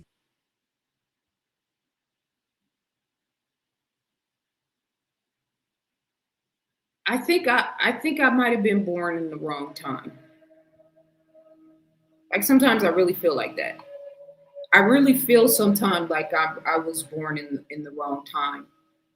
So you notice that it'll be trending about how many abortions you've had, and I've seen videos of girls on TikTok and on Instagram showing themselves at the abortion clinic, happy and excited and giggly about the fact that they're at the abortion clinic, which is the most retarded shit ever.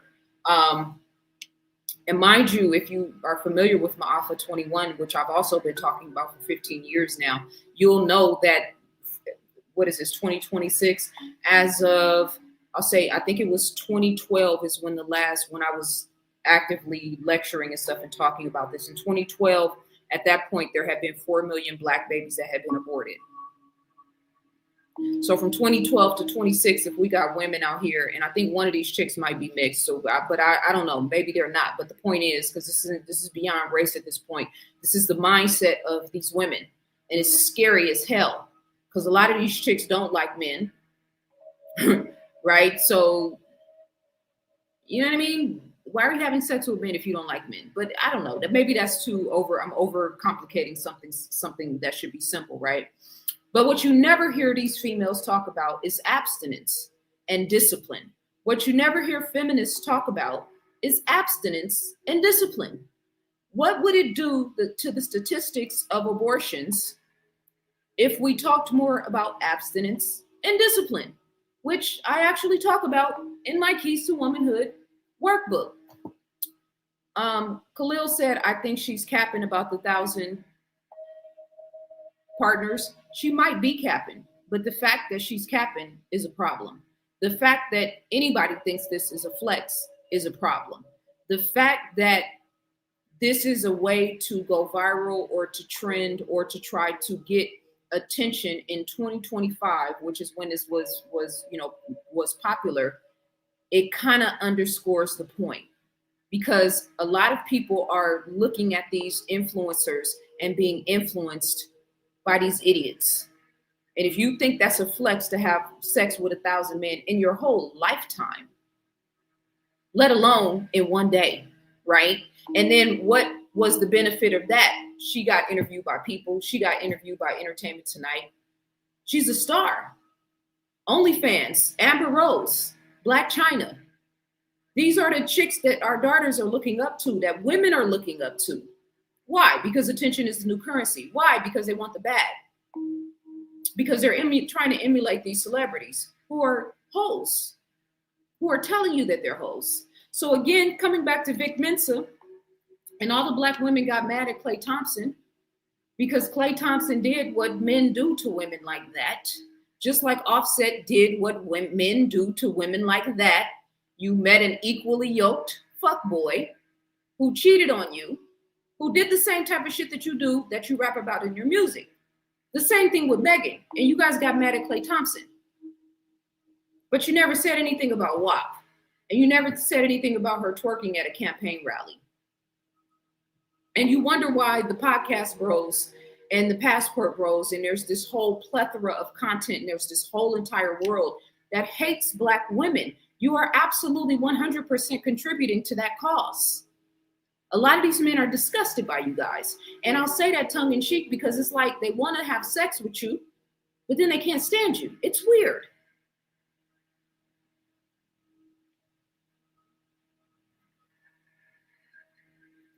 This guy, Isaac Hayes, let me bring his screenshots up, because I don't follow him, but I occasionally will see him. I feel like he is known for being like a Black, sort of outspoken in terms of Black issues, right? I don't know if this is Isaac Hayes' actual son. Maybe you guys who are familiar with him might be a little bit more versed on who he is and what he does. But as far as I know, I've always thought that he was like a sort of Black conscious, teacher, influencer, whatever. I had only, heard his name here and there. And so I saw this post today. The fake outrage over Young Miami SpinNet is hypocritical and goofy. Well, I know it's hard for NPCs and 85%ers to understand, but there are actually intelligent Black people that care about our reputation, that care about us being dignified and having class and operating with a certain level of self-respect. It's not fake outrage. It's what intelligent people do. We partied and sang songs like Ain't No Fun by Snoop Dogg, Annie Up by MOP, Freaking You by Jodeci, My Neck, My Back, Kaya, Freak Like Me, Adina Howard, Put It in Your Mouth, Kenyel, Explosive by Dr. Dre, Y'all Old Heads Are Forgetting You Were Once Young, Let These Kids Live, Man. And let me pull the second thing up before I address his game goofy ass.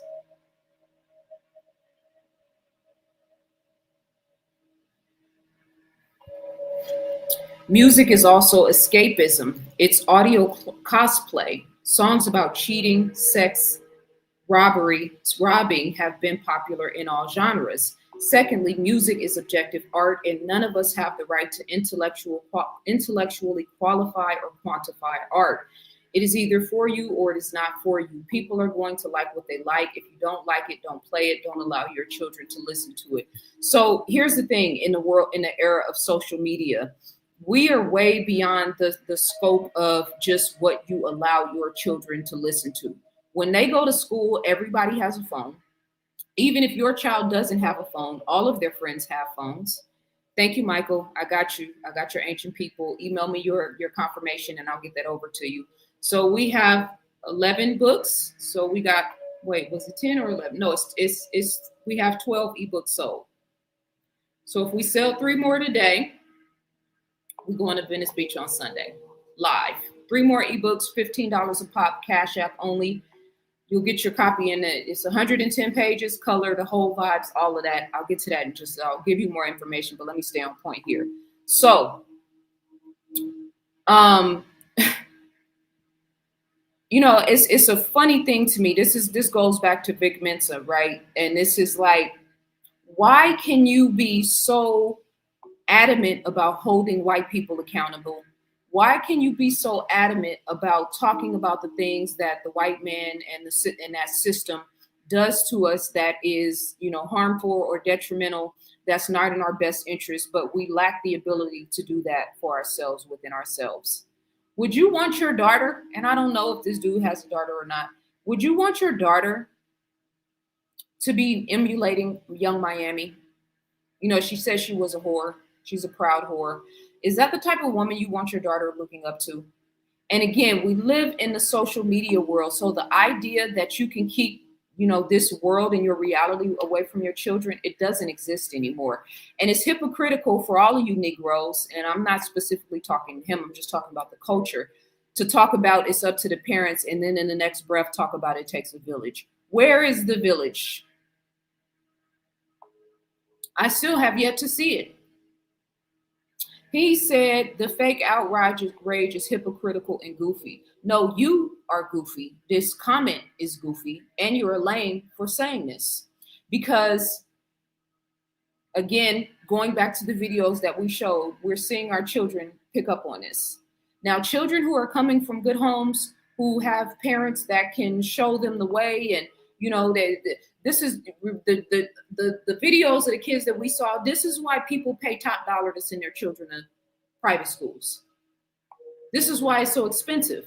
If you live in California or New York and you are going out of your way to make sure that your children don't go to public schools, that's the type of shit you're trying to avoid.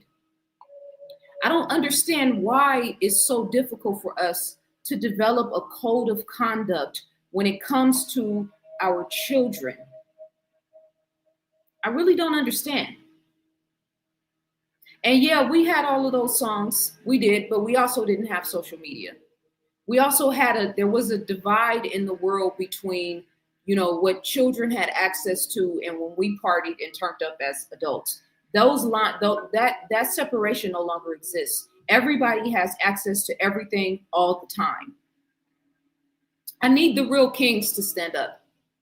I'm very disappointed. I know you guys get off on strippers, you know what I mean? You're still operating in your lower nature. So I had a man tell me one time that hoes are necessary for the ecosystem, right? So I know a lot of you guys, even the conscious ones among you, you think that hoes are necessary for the ecosystem. So as I always say, I got you, Danny, $15 for the ebook. So we have 12 books sold so far. So we got, no, I said 12, right? So we have 13 books so far. So we got 2 left. 2 more ebooks. If we sell 2 more ebooks today, I'm taking you guys to Venice Beach. Will be on Sunday. Yeah, it's like a lot of you guys are operating in your lower nature, so you don't know how to step away from the strip club mentality. You don't know how to step away from the money, holes, and clothes frequency for just a second and actually focus on the subject at hand, the issue at hand, which is our reputation. I was about to say representation. Our reputation. How do we think other cultures in the world look at us? You guys might not care, but we're citizens of the world. I know sometimes we think it's only about us, like it's just black people against everybody. No, we're citizens of the world. How do you think Latino, Asian, white, other people, when they look at this type of shit, how they perceive our culture or your culture? Because this shit don't represent me. We talking about the nigga frequency. We talking about the 85%ers. We talking about the NPCs, non-playable characters. Young Miami is an NPC. Trick Daddy is an NPC. Lotto is an NPC. Sexy Red is an NPC. Cardi B is an NPC. Nicki Minaj is an NPC. Do I need to go on? And I think Nicki Minaj has teeter-tottered at certain points. She's trying to break through, but you know, Kanye West has been on some very promiscuous frequency and energy, some porn type energy in his last few songs. Why won't you guys talk about that? Why do you worship him so much? He's a great musician and entertainer, but he's an entertainer. Why are we so scared to talk about morality and discipline? And again, going back to the feminists, because I'm equal opportunity in this conversation. Why won't you guys ever talk about discipline and sexual discipline and keeping your legs closed? It's fascinating. I don't respect none of you guys, and I don't care what you think. I'm here for the children. I'm here for these young ladies. And you know, I know some people feel like, oh, why are you talking about this? They're not listening anyway. There's some young, I have a lot of followers, the young female followers that follow me, and they're listening. And this is a situation of put the clean glass next to the dirty glass and let the people decide.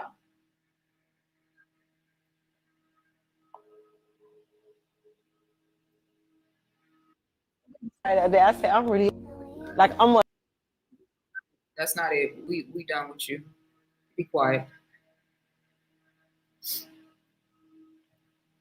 I'm going to tap in with you guys in the chat room in just a second. I just want to make sure I get through all of my videos, my content. We did the Carrie Hilson. All right, I wanted to show this brother because this is a black man who is, you know what I mean, on point in terms of his perspective and how he uses his platform, which I appreciate. Countering the Vic Mensahs and the Isaac Hayes of the world. We don't want to hear that shit. We don't want to hear you gang goofy lames out here campaigning for this weirdo shit. And I don't even, you know, again, I love Vic Mensa. I don't want to call him a lame, but he said some lame shit in that video. It just has to be said.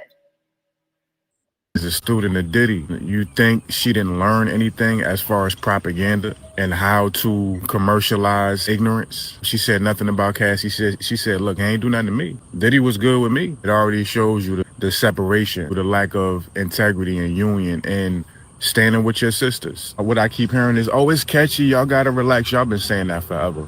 Knowing what hip hop is doing to our communities, to our spirits, to our minds, and it may not have that effect on everybody. You may be somebody who can handle flat out spellings. These are incantations. You apply rhythm and music to it. Our DNA is structured around rhythm.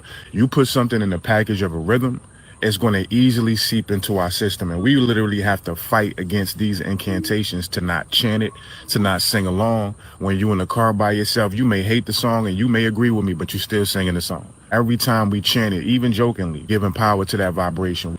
that we see is tangibly and palpably wreaking havoc in the minds and hearts of people who are much more susceptible to the influence of the song than we may be. You may have paper, you may have money, you may have a good job. You don't need to boost. You don't need to scam. But so many people just don't got coin to have a song damn near waving in their face. Oh, you ain't got no money? Well, go ahead and scam. Knowing what could potentially happen to you, we singing to the demise of our own people. Why are we blaming Young Miami, this young sister that's getting her money? This is what we say about everybody. They getting their money. It got to be about more than money. It got to be about the collective at some point. We talk all this tribe vibes and community shit.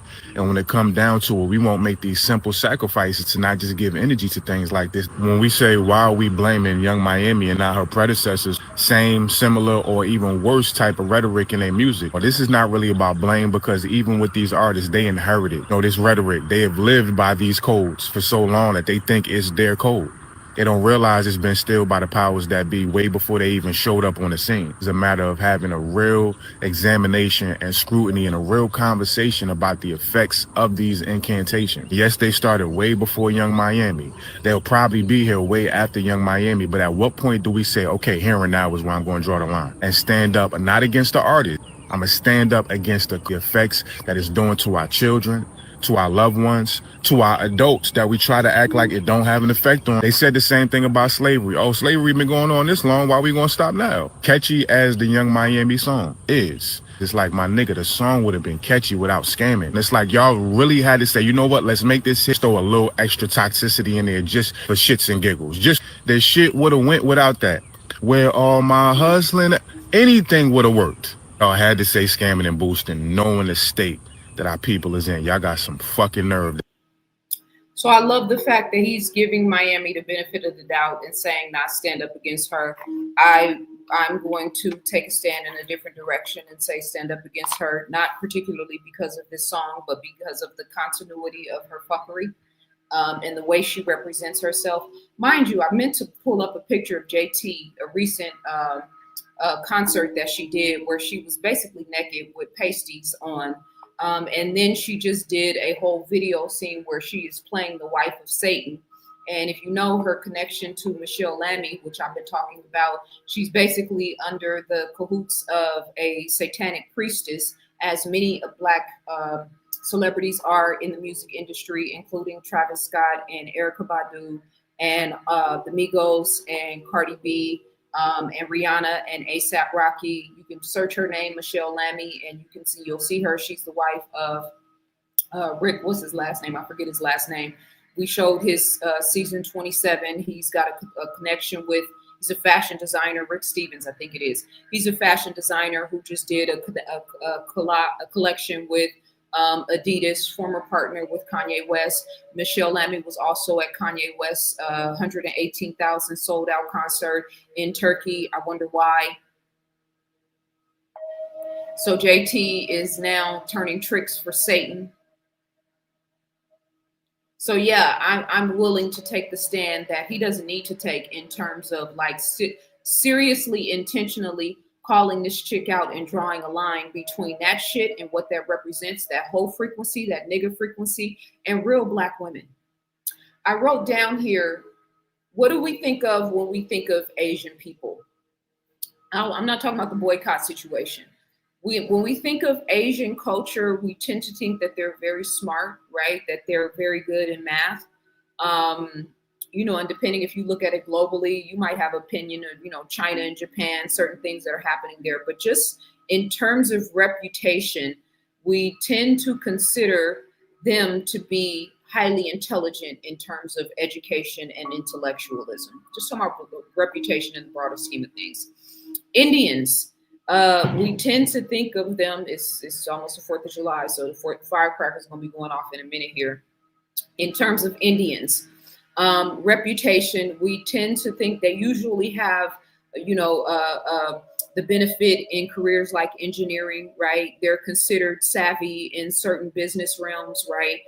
So they kind of have a reputation for being intelligent, and specifically intelligent in certain fields. And I'll say engineering in particular. Now, I know if we go to India, We could have a different conversation about caste systems and all the things, but I'm talking about how we perceive these people here in America and other races that we engage and interact with. When we think of Latinos, we think of hard workers, we think of work ethic, right? I hear a lot of talk conversation in terms of their women being more traditional and being more family oriented, right? When we think of white women, and you know, there's the whole, you know, the Karen aspect, right? The white women who were salivating during lynchings, that's one thing. But in terms of white women and their reputation in America, right, whether it's the upward mobility in the corporate world, whether it's being, you know, household, you know, domesticated, you know, that whole element. And I'm not giving white women too much credit, because trust me, we could have a whole different conversation about all of these people. I'm just talking about the way that these cultures and these people are perceived. Now, what is the perception and the reputation when it comes to other cultures and how they look at us, particularly our women? And I'm only emphasizing our women because that's the nature of the conversation right now. Because, you know, a lot of these females, these women, excuse me, they don't like when I say females. A lot of these, Timberly, I got you. Okay, there we go. We got one book left. We got one ebook left. If we sell one more copy of Ancient People ebook, $15 Cash App only. Send me a screenshot, info@ZaZaAli.com of your confirmation, and I will send you the link to get your book. If we sell one more book today, I'm taking you guys to Venice Beach with me on Sunday. We're going to turn up and let you guys get the Southern California, Venice Beach, crazy, eclectic vibes. So in terms of the reputation and the perspective and perception of Black women in America.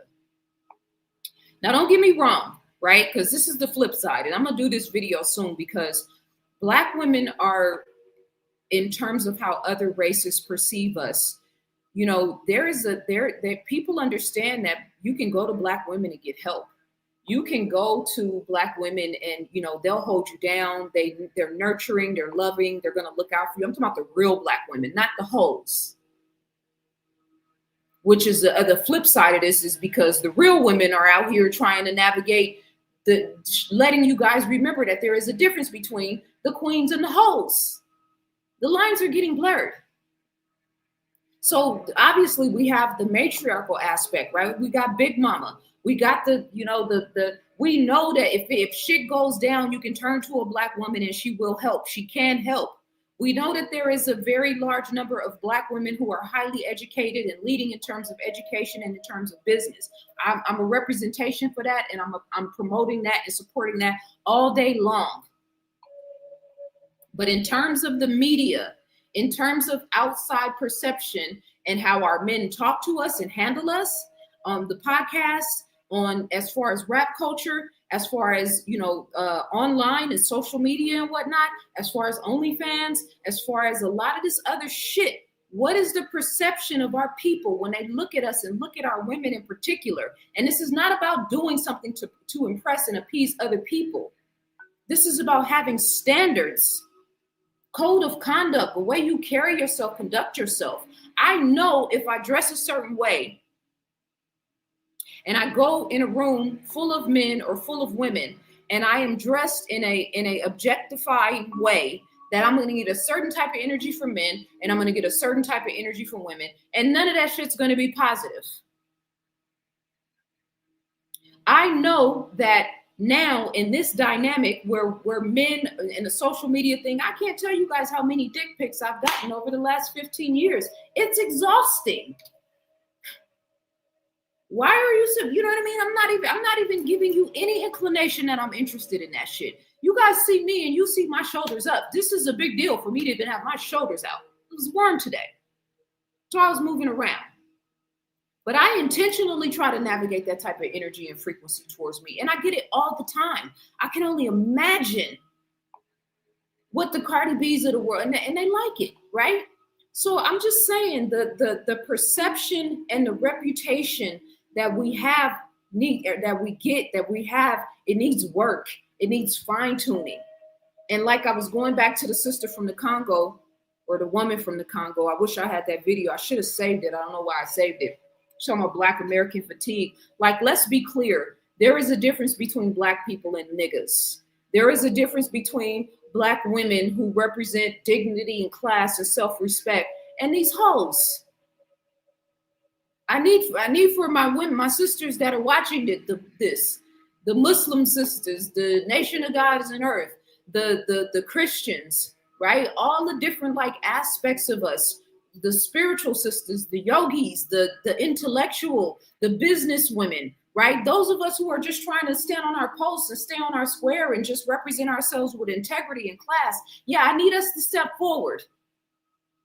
I need us to start embodying and continue embodying and like, you know what I mean? Like balance this equation out because it's exhausting. And it's affecting our children and it's affecting our daughters. I had some notes here. I just want to make sure. Oh, remember when they were twerking in the restaurants? I was going to pull those videos up, but then I just got exhausted thinking about it.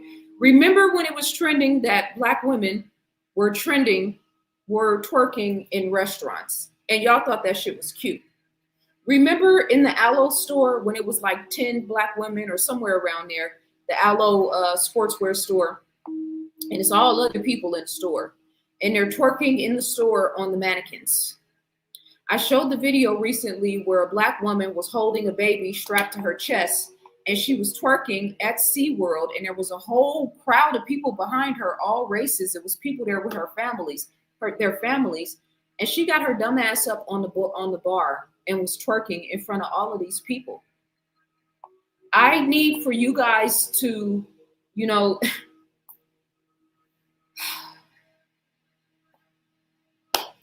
India Arie, this is what she said that got all of this blowback.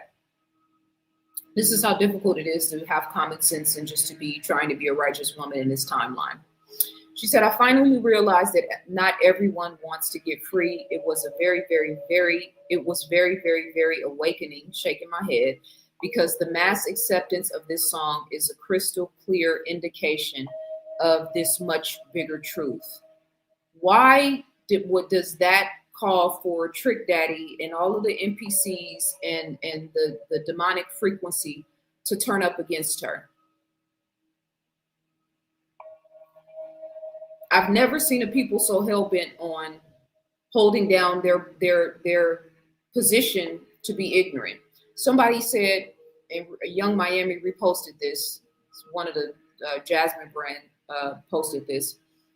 This chick said, enough. There have been so many more successful songs about murder, the disrespect of women, drug use, stealing, etc. But Carisha's song about checks notes, stealing, from what you can infer to be major corporations at that, and tricking is the problem with our community. So she's justifying the fact that she's promoting stealing because she's talking about stealing from major corporations. And for everybody who is trying to use the fact that, like Trick Daddy with his dumb ass, trying to use the fact that we've been glorifying ignorance in our music all this time, you guys do not represent Black culture. You represent the nigga frequency. Please stop trying to speak for Black people. Please do not speak on behalf of Black women. Just, you know, hashtag nigga frequency when you tweet. Hashtag hoe culture when you tweet. Hashtag concubine culture when you tweet. But leave us out of this. Leave the good, upstanding, hardworking Black men and women, the students, the educators, the politicians or the politicians. I say that tongue in cheek. I walk that back because a lot of them people work for Satan too. The regular people amongst us that's just trying to do right by our families and take care of our children and raise the bar on how we're being represented in the world. Leave us out of that shit. Just go ahead and accept the fact, claim the fact, create a new flag. Create a flag just for yourselves. Don't use red, black, and green because we already got that on lock. You know, use some soft colors because you guys are soft. Use like, you know, some light greens, right? Don't use bright orange. Use like light orange. Use like lavender, right? Don't use royal purple because, you know, real purple is like royal, like the purple that's on my screen right now. Like use soft colors and create your own flag. That's my request. So we can draw a line in the sand. So when people see this nigga shit around the world, and when other races and cultures see this nigga shit, they understand that it doesn't represent us, because you don't represent us. Young Miami doesn't represent us. Trick Daddy damn sure doesn't represent us. Drill music and trap music doesn't represent us. Whole culture and females online bragging about getting abortions doesn't represent us. Ass shaking and ass popping and twerking at brunch doesn't represent us. I need you guys to separate yourselves from us, please. And for God's sake, don't have any children. We have one more ebook left, you guys. If I can get one more purchase, and if you're one of those people who doesn't have Cash App, if you send it by a super chat, then we can work it out that way. Cash App or super chat, we have one more left. Cassie has gotten lost in all of this. I remember when all of you chicks were campaigning for Cassie just 2 years ago. What happened to that? We saw this dude beat the shit out of her. And I hate to say it that way, but I'm being flagrant specifically because this is a flagrant situation. Flagrant foul on the play.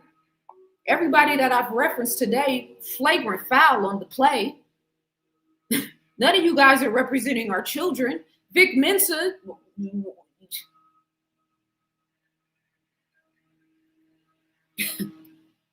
Oh, there's this thing. Let me read this to you guys. Hold on. I was supposed to start out with this, but then I just, you know what I mean? I got started and then I went left. So let me read this to you guys. There's this concept called the Dunning-Kruger effect. The Dunning-Kruger effect is a cognitive bias where people with limited knowledge or skill in a specific area greatly overestimate their own competence. This happens because they lack the self-awareness and expertise required to recognize their own mistakes, leaving them blissfully blind in their own incompetence. This is how a trick daddy can turn on his video and sound off and still look stupid as hell. Formalized by psychologists David Dunning and Justin Kruger in 1999, the effect is tied to a problem with metacognition, the ability to objectively analyze one's own thoughts and performance. Those who are inexperienced suffer a double burden. Their lack of skill causes them to make errors, and that same lack of skill prevents them from realizing those errors were made. In visual representations of the effect, confidence levels fluctuate as knowledge grows. This is the social media world where everybody has access to a microphone and a camera, and you've watched 2 YouTube videos, and now all of a sudden you think you're an expert. Number 1, mount stupid. When a person first learns a tiny bit of information, a tiny bit about a topic, their confidence spikes dramatically because they don't know enough about the subject. They believe they have mastered it. Number 2, the valley of despair. As people continue to learn and practice, they realize just how vast and complex the subject is. Their confidence plummets as they recognize exactly how much they do not know. Number 3, the slope of enlightenment.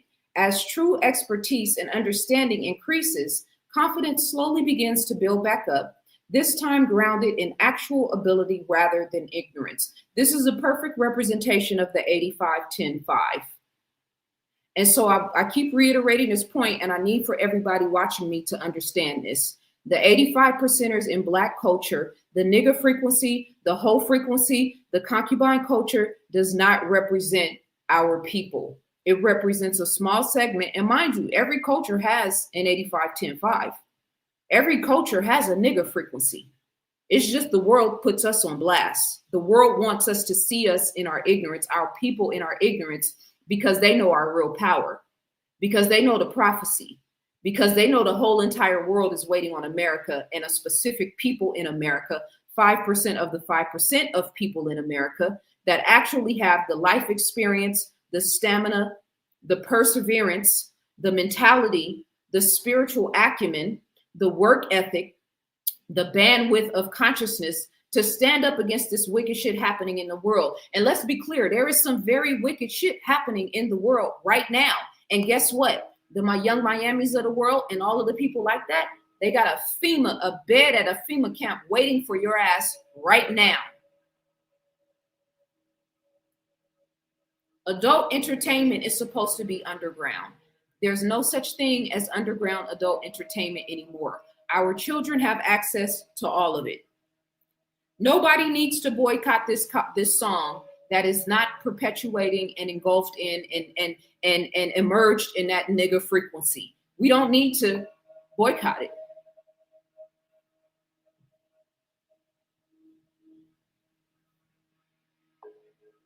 We don't need for you guys to keep repeating that this is something parents need to be raising their children and it's their responsibility. No shit, Sherlock. If we were dealing with parents that actually were taking care of their children and were actually focused on their children, we wouldn't even need to have this conversation. And then I don't want to hear you tomorrow talking about it takes a village.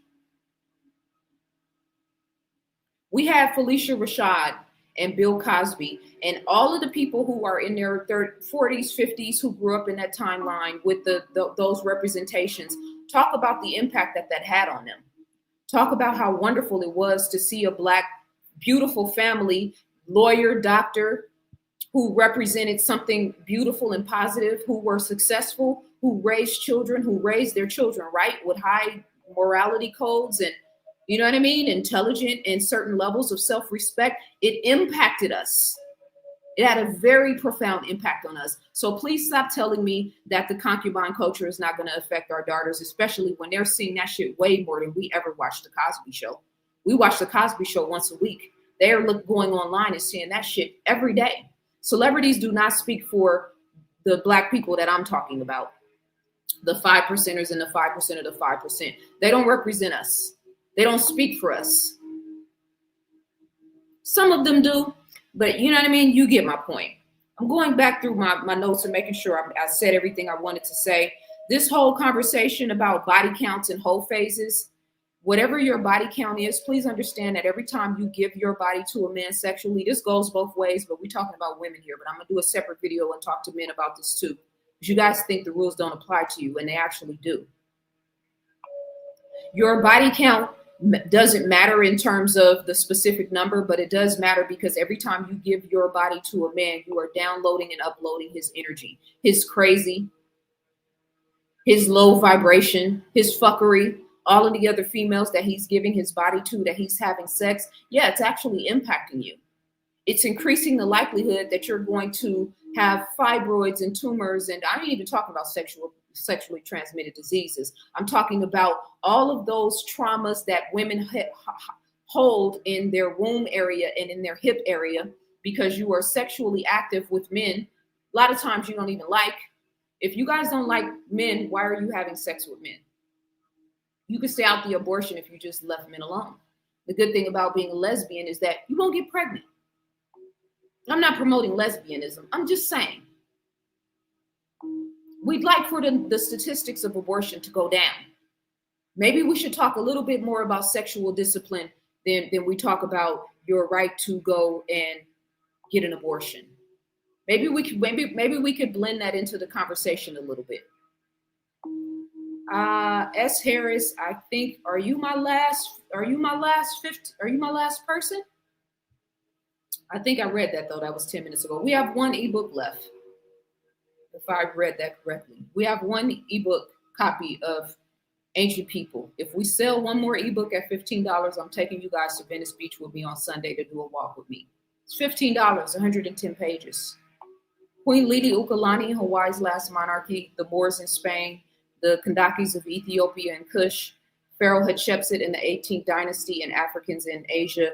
We talking about some worldly shit, but your girl is a certified historian and scholar. So Ancient People is my social studies and history textbook. You can get the smaller version of this via ebook. Keys to Womanhood, all the things that I'm talking about, arming our daughters and our young women with wisdom. You can get this for $10 too, but it's only by Cash App because these people be taking my money every time you guys pay me, they get paid. So this separates the middleman. We sell one more ebook. I'm taking you guys to Venice, but it has to happen today. I'm going back through my notes and making sure that I touched on everything. I'm going to tap in with you guys in the chat. So if you have any questions, let me know right now. I'm hella behind on the chat, so just bear with me. I'll catch up. 460,000 children go missing in America every year. And that's just the number that we know. How many of those children are going missing in our culture? How many children are being trafficked in Atlanta right now? The Black Mecca for Black consciousness, right? For Black culture, right? Black Hollywood, right? How many of those children are going missing right here in LA in Black communities? We showed the video on Figueroa. 90% of those men were Black men that were snatching Black girls off the streets and putting them on the stroll. It's all relative. 4 million, the FBI says at any given point, there are 4 million pedos in America. 4 million. That's why it matters. That's why we need to stop promoting hoes. That's why our daughters need to find different representations of womanhood, because guess what? It doesn't matter for Young Miami, but when a 16-year-old girl goes out into the world with that mindset, yeah, she's going to attract something different.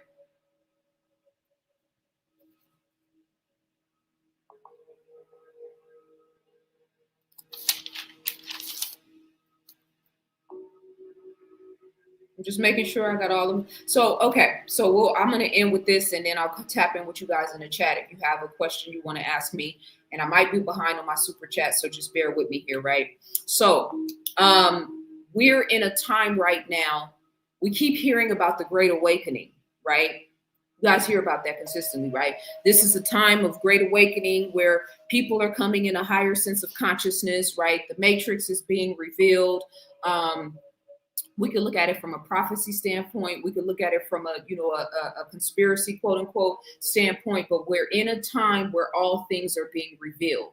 So this is the Great Awakening, which is why the goal to keep people asleep is so strong. This is why Young Miami is active in the algorithm right now. This is why she's being promoted. Nothing that is being promoted in mainstream media, whether on social media or not, Black bloggers or not, nothing that's being promoted in any of those spaces are for the betterment of Black culture. They do not want our people to be awakened. They do not want our women to be sexually disciplined. They do not want our daughters to be sexually disciplined. They do not want you to see yourself as sacred. They do not want you to know your value and worth. They prefer for you to be at Planned Parenthood having an abortion so they can take those cells and go and experiment on your mitochondrial DNA. Every time you go in there, they keep your cells and your tissues. I talked about that in Black Matters Volume 1. This is all things that I've been talking about for a long time now. So yeah, they'd rather you end up on the table aborting your child, not because they want you to have women's rights, but because they want to experiment on your mitochondrial DNA and use that shit to perfect the technology that they're using to try to control the world. So I love that when that video was trending, that the white dude was like, yeah, Black women, your mitochondrial DNA is so powerful and and we'll give you $100 for it. And all the women were kind of sitting around, looked like deers with headlights. Could never say no shit like that with me at the table. I'm going to snatch your whole soul. But it was trending, right? But what did we not talk about? The fact that the number of abortion statistics and how our daughters and our women who are having continuous back-to-back using abortion as a form of birth control is they don't even have to pay you for it. And this is not an anti-abortion rant. I'm not anti-abortion. I'm pro-life. And the same way that you can be standing outside and holding a sign and trying to tell a woman not to abort her child, that shit is disingenuous because there's no system set up that if she does keep the child, that's going to help her to actually be able to keep and maintain that child. So I'm not swinging too far on any end of the pendulum. It's lacking on all sides. There's no institutions and no investments in our culture in particular where we can say, no, sis, have your baby. We got an apartment set up for you. We're going to take care of you for the next year. Just do what you got to do. Go to school. We don't have any of that type of set. We have no infrastructure set up like that. So it's hella disingenuous when people are just screaming, don't have your child or don't abort your child. We're supposed to be in a time of elevated consciousness, and we are the 5% of the 5%. But the caveat here, and in this time of the age of Aquarius now, where we're moving back into this space where women are supposed to come back into our power, we're supposed to be regaining the control of our minds. We're supposed to be remembering our connection to source. We're supposed to be seeing ourselves as sacred again, not bragging about getting pissed on. We're supposed to be speaking life and love into other women and connecting and rebonding and creating real womanhood and not fake sisterhood. real bonds with real women and real queen energy, understanding the real power of your body, the real power of your mind. You have two wombs right here in the front, in the beginning of Keys to Womanhood. What did I say? The woman has been blessed with the honor of two wombs, both portals for the universe to express itself in the physical realm. Her physical womb is the vessel through which God manifests in the flesh. Her mental womb is the vessel through which God manifests its wisdom. She is creative, not created. Young Miami and the program of the concubine culture is created. Her mindset, her energy, how she represents herself, how she speaks is created. It's a program. It's a frequency that I'm trying to keep as many young women as I can off of as I possibly can. This is supposed to be the time where we're supposed to be stepping back into our power. And what do they have Black women locked into? Professionals, education, educated women, politicians. What is it that a lot of these females all have in common? Concubine culture. You have trying to weaponize your sexuality, but it was never meant to be weaponized. That's not the instructions we got from the Most High. And I don't need to read the Bible to know that, although the Bible verifies that. All of the scriptures verify that. But your anatomy verifies that. Your body verifies that.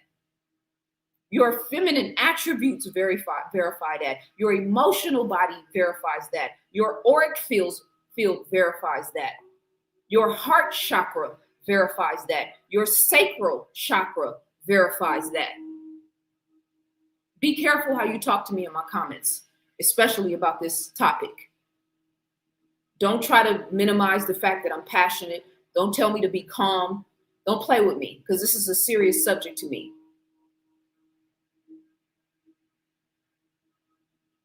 The woman has been blessed with the honor of two wombs, both portals for the universe to express itself in the physical realm. Her physical womb is the vessel through which God manifests in the flesh. Her mental womb is the vessel through which God manifests its wisdom. She is creative, not created. The nigga was created. The nigga frequency was created. We're trying to keep as many of our people off of that frequency as possible. And that's what this whole entire message is about. We team India Arie over here. We team love over here. We're team discipline and self-respect and integrity over here. You can keep that weird shit over there. And I'll say that in any room, on any live, in any debate, anybody that wants to challenge me. Although let me walk that back, because I ain't going to be talking about this too much longer. It's exhausting. It's exhausting. I'm going to tap in with you guys in the chat room. I know I'm hella behind on the chat, so just give me a second to catch up. If there's any questions particular to this subject or anything you guys want to add that, you know what I mean, maybe I skipped over, or you feel some type of way about what I said, I'm going to tap in with you guys in the chat room real quick. So Dr. AJ, you asked me about the book club. Yes, you can participate in the book club. I will be posting the link. I think our next meeting it's on a Saturday. I think it's 2 Saturdays from now. But I'll post on the members only page. We'll get the link, and then you can join us, by video or by video or just audio. And we are currently reading 3 Magic Words by U.S. Anderson. This is our book, so if you want to grab a copy, if you don't have it already, so you can be ready. But I'll be posting the day for that very soon. Thank you very much for all of the love and all of the super chats. He said, Trick out here looking like the back of a Twix. Facts. He's the type to have that glob of mustard in the corner of his mouth while the whole time he eats sandwiches. Yeah, and he looks like he stinks. I'm just saying. Normally I try not to go there, but yeah, you just make it. I don't like that. I don't like the way you're talking about that, sister. I don't like that at all. And I'm really expecting Black men to turn up on his ass, especially if you have an influencer platform. I'm checking for that. So thank you so much, Dr. AJ. I really appreciate you. And send me an email, info@ZaZaAli.com. I want to send you a copy of Ancient People, because you have been very supportive today, and I'm very grateful for that. Soldiers Addict, shoot me an email. I want to send you a copy as well. info@ZaZaAli.com. I appreciate the love and the reciprocity. Yeah, you on it, Dr. AJ. I'm here for it. Yeah, so if you guys have any particular questions you want me to read, thank you very much, or ask real quick. See, I've been talking for 2 hours now, 2 hours in 10 minutes. I'm definitely going to have to get some food when I finish this because, man, you are comedy, big sis. Yeah, man, I got jokes. I'm with the shits, you know? How do we join Zaza? Also, you have 15. I sent you in Cash App. Okay, let me see. Okay, boom. We hit our 15. Oh, man, I love y'all. I really do. I'm so grateful that I can you know what I mean, do what I love to do and do what I know what I was born to do. I'm so thankful and appreciative for you guys for your support. So yeah, we hit the 15 mark. That makes me feel so good. So screenshot your confirmation, email me info@ZaZaAli.com. And what I'll probably do is those of you guys who made your purchases today, I'll probably send you guys something extra special just for rocking me because I'm very grateful. But y'all gonna love this book. So yeah, and just because we hit 15 don't mean you can't still get your copy today if you want to. $15. Yeah. So yes, the comedy is real. Zaza be having me shook. I can't lie. I'm gonna behave right now. No, it's not like that. It's all love. We only turn up on that wicked energy, you know?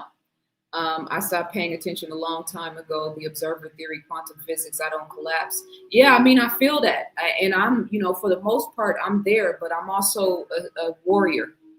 And so because I'm a warrior, I have to let that part of my personality and my mindset live, I'm less, when I talk about these things, I'm arming minds. I'm getting girls off the track. I'm getting girls that potentially could be running up on a trick or a wicked man or some wicked energy. I'm saving lives when I do these type of videos, So that's my contribution to the quantum, the quantum field, if you will, because what you observe is what you expand. And so my observation is about showing you what womanhood really can look like. I'm showing you what intelligence and intellectualism can look like. I'm showing you the power of the woman's mind and the power of the woman's heart. And then I'm expanding and magnifying that frequency. That's the waves we collapse in. That's the etheric realm that we're tapping into. That's the God frequency and the alchemy that we're doing right here. I love my people. So everything that I say comes from that love and from that spirit on a quantum level. We are building and embodying the God frequency. That's what, really what this is all about for me. You see the book we read in 3 Magic Words. We on some God consciousness shit over here. But every now and then I got to step off my throne. No, I don't even have to step off my throne. I can do it from my throne. But sometimes I just need to address some things. And here we are. Can you show the book? Which book? 3 Magic Words or one of my books? Which book? You going back to KBLA anytime soon? Yeah, I need to tap in with Dominique.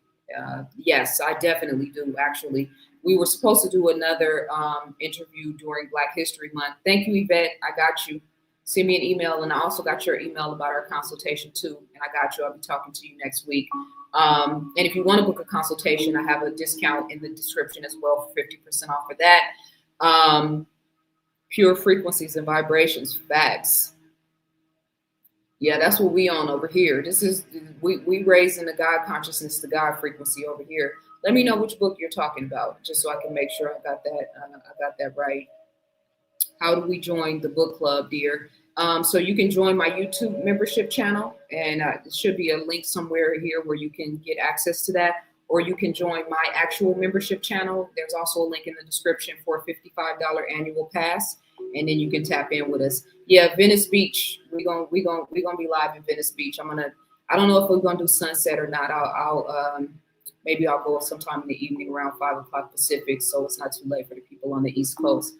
So, okay. I want to check and see if there's any comments or anything, any questions or anything particular to what we talked about. They're like crickets, sister. Facts. You are comedy. Yeah, man. I'm telling you. How do we join Zaza also? So yeah, I think if nice try. If you want to send me a message, I can give you the direct links to make sure that you can get direct access to that.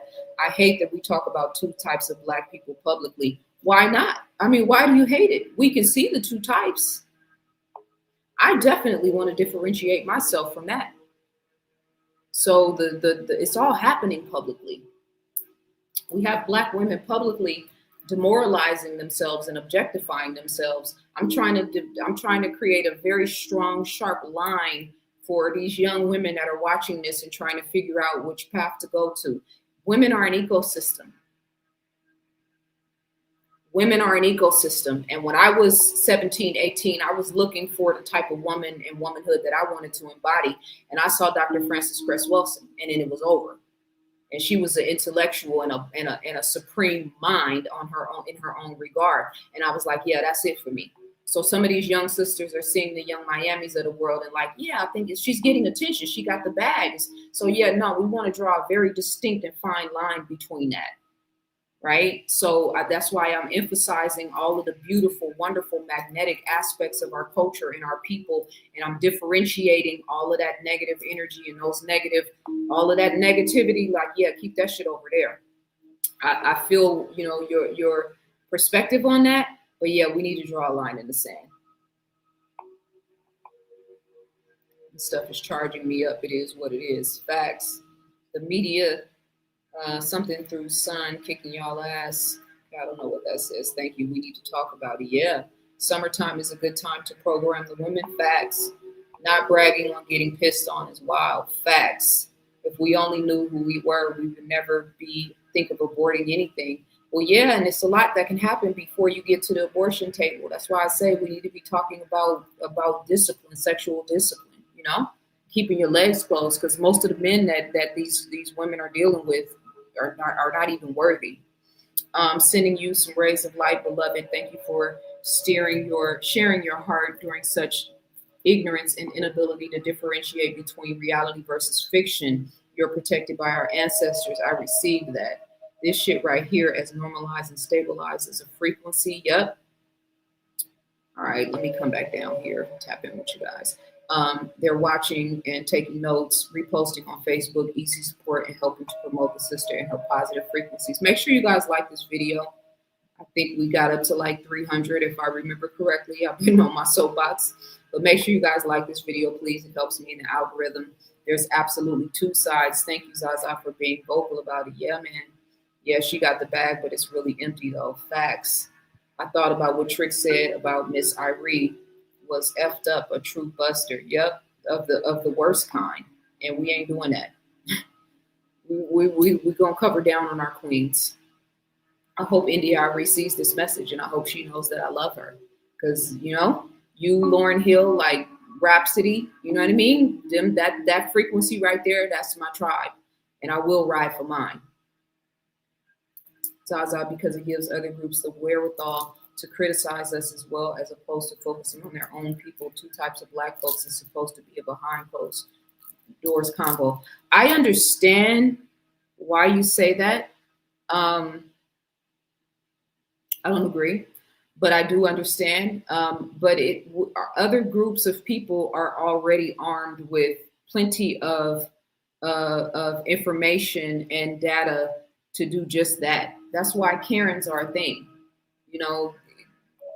That using these minuscule things that they sort of pick and choose about our culture and about our people and about our women, and then just magnify it and make it seem like it's all of us, right? And maybe Karen is a bad example, because that's just a wicked spirit that's just coming over these people. They're just, you know what I mean? They're showing who they really are. But yeah, I think that I would understand that argument if you were saying that on Young Miami's page.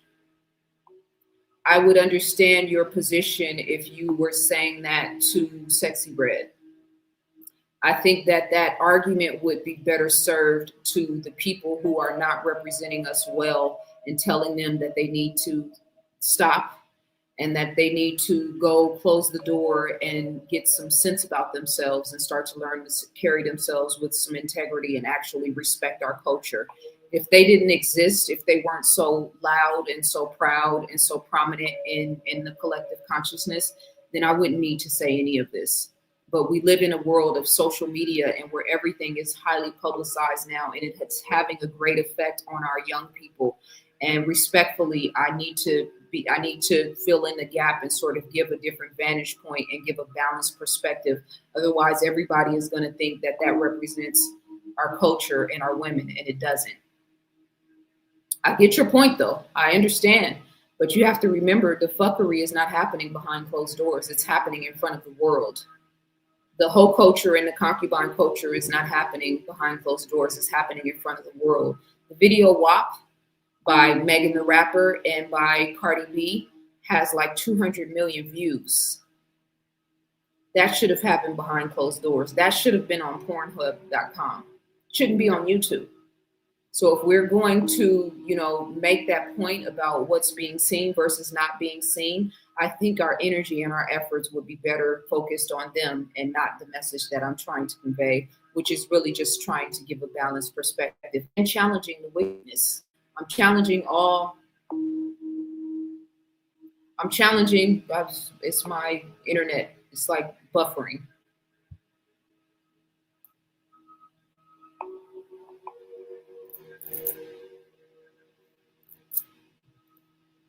Let me turn my camera off real quick.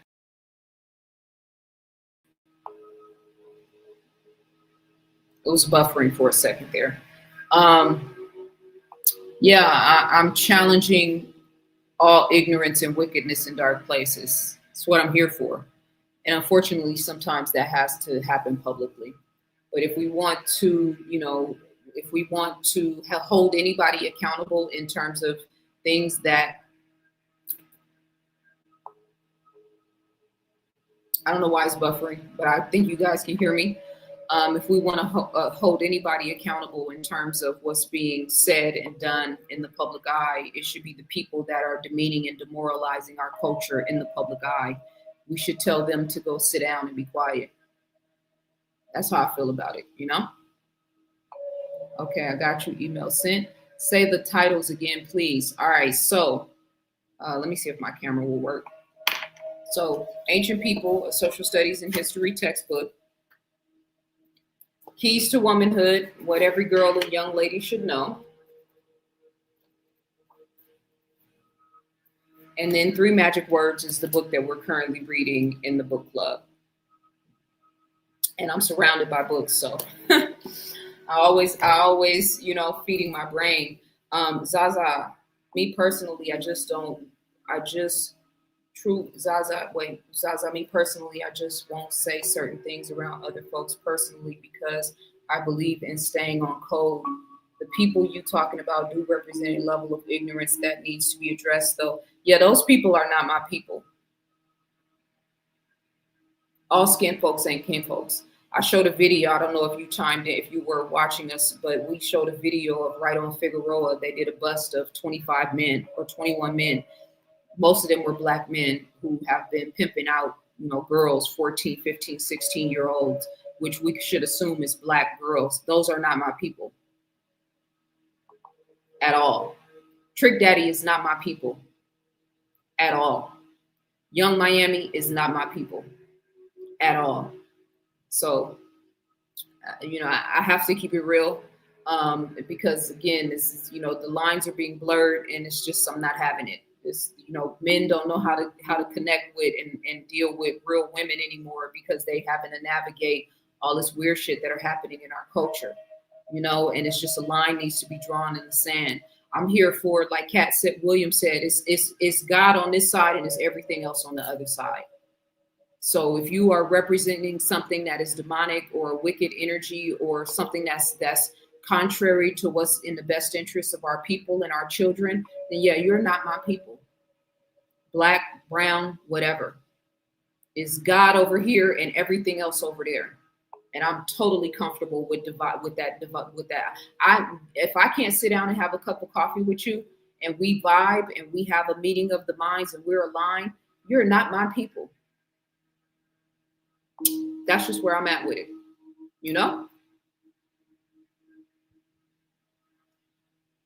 It's Staying on code is the reason why we are divided. By the way, there's no code anymore. It's an illusion. Facts.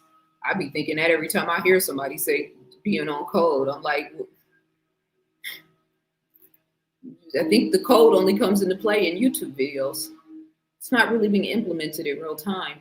Zaza is truly doing her part in the process of this second resurrection of our people here on Turtle Island, aka America.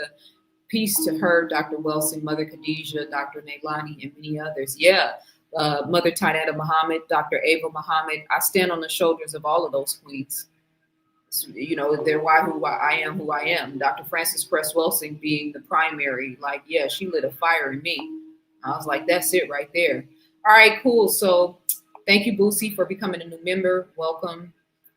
Just tapping in, making sure I didn't read anything or I didn't miss anything. We need more sisters like her to stand up for righteousness' sake, because as she said, you are an ecosystem. There is no righteous kingdom, queendom on this planet without you. Facts. So I feel good about this conversation.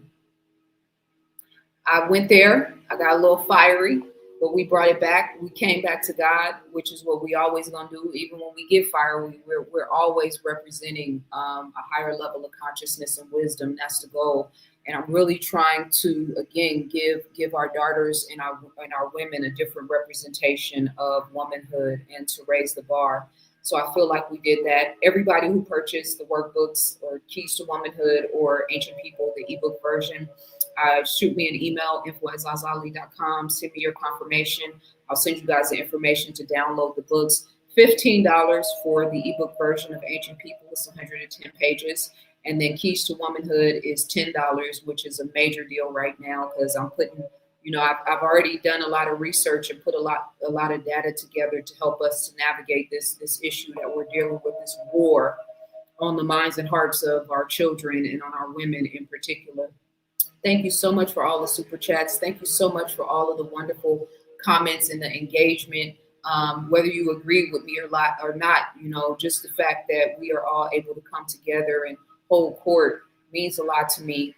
And I'm very grateful to you guys. I'm going to see y'all on Sunday. We're going to Venice Beach. I'll post the live, the time and everything, so you guys will have a heads up when I'm going to be over there. But yeah, we're going to go tap in Venice Beach and see the sights and sounds of all of the wonderful, amazing craziness that is Venice Beach. So you guys come rock out with me on Sunday. And info@ZaZaAli.com is my email address. In the caption, there is a link to save 50% on a one-on-one consultation, a Cash App, my membership channel, all the things. But I'm very grateful for all of you guys for this time and this energy and this beautiful moment. I feel really good about it. And I will see you beautiful people on Sunday. Peace and love.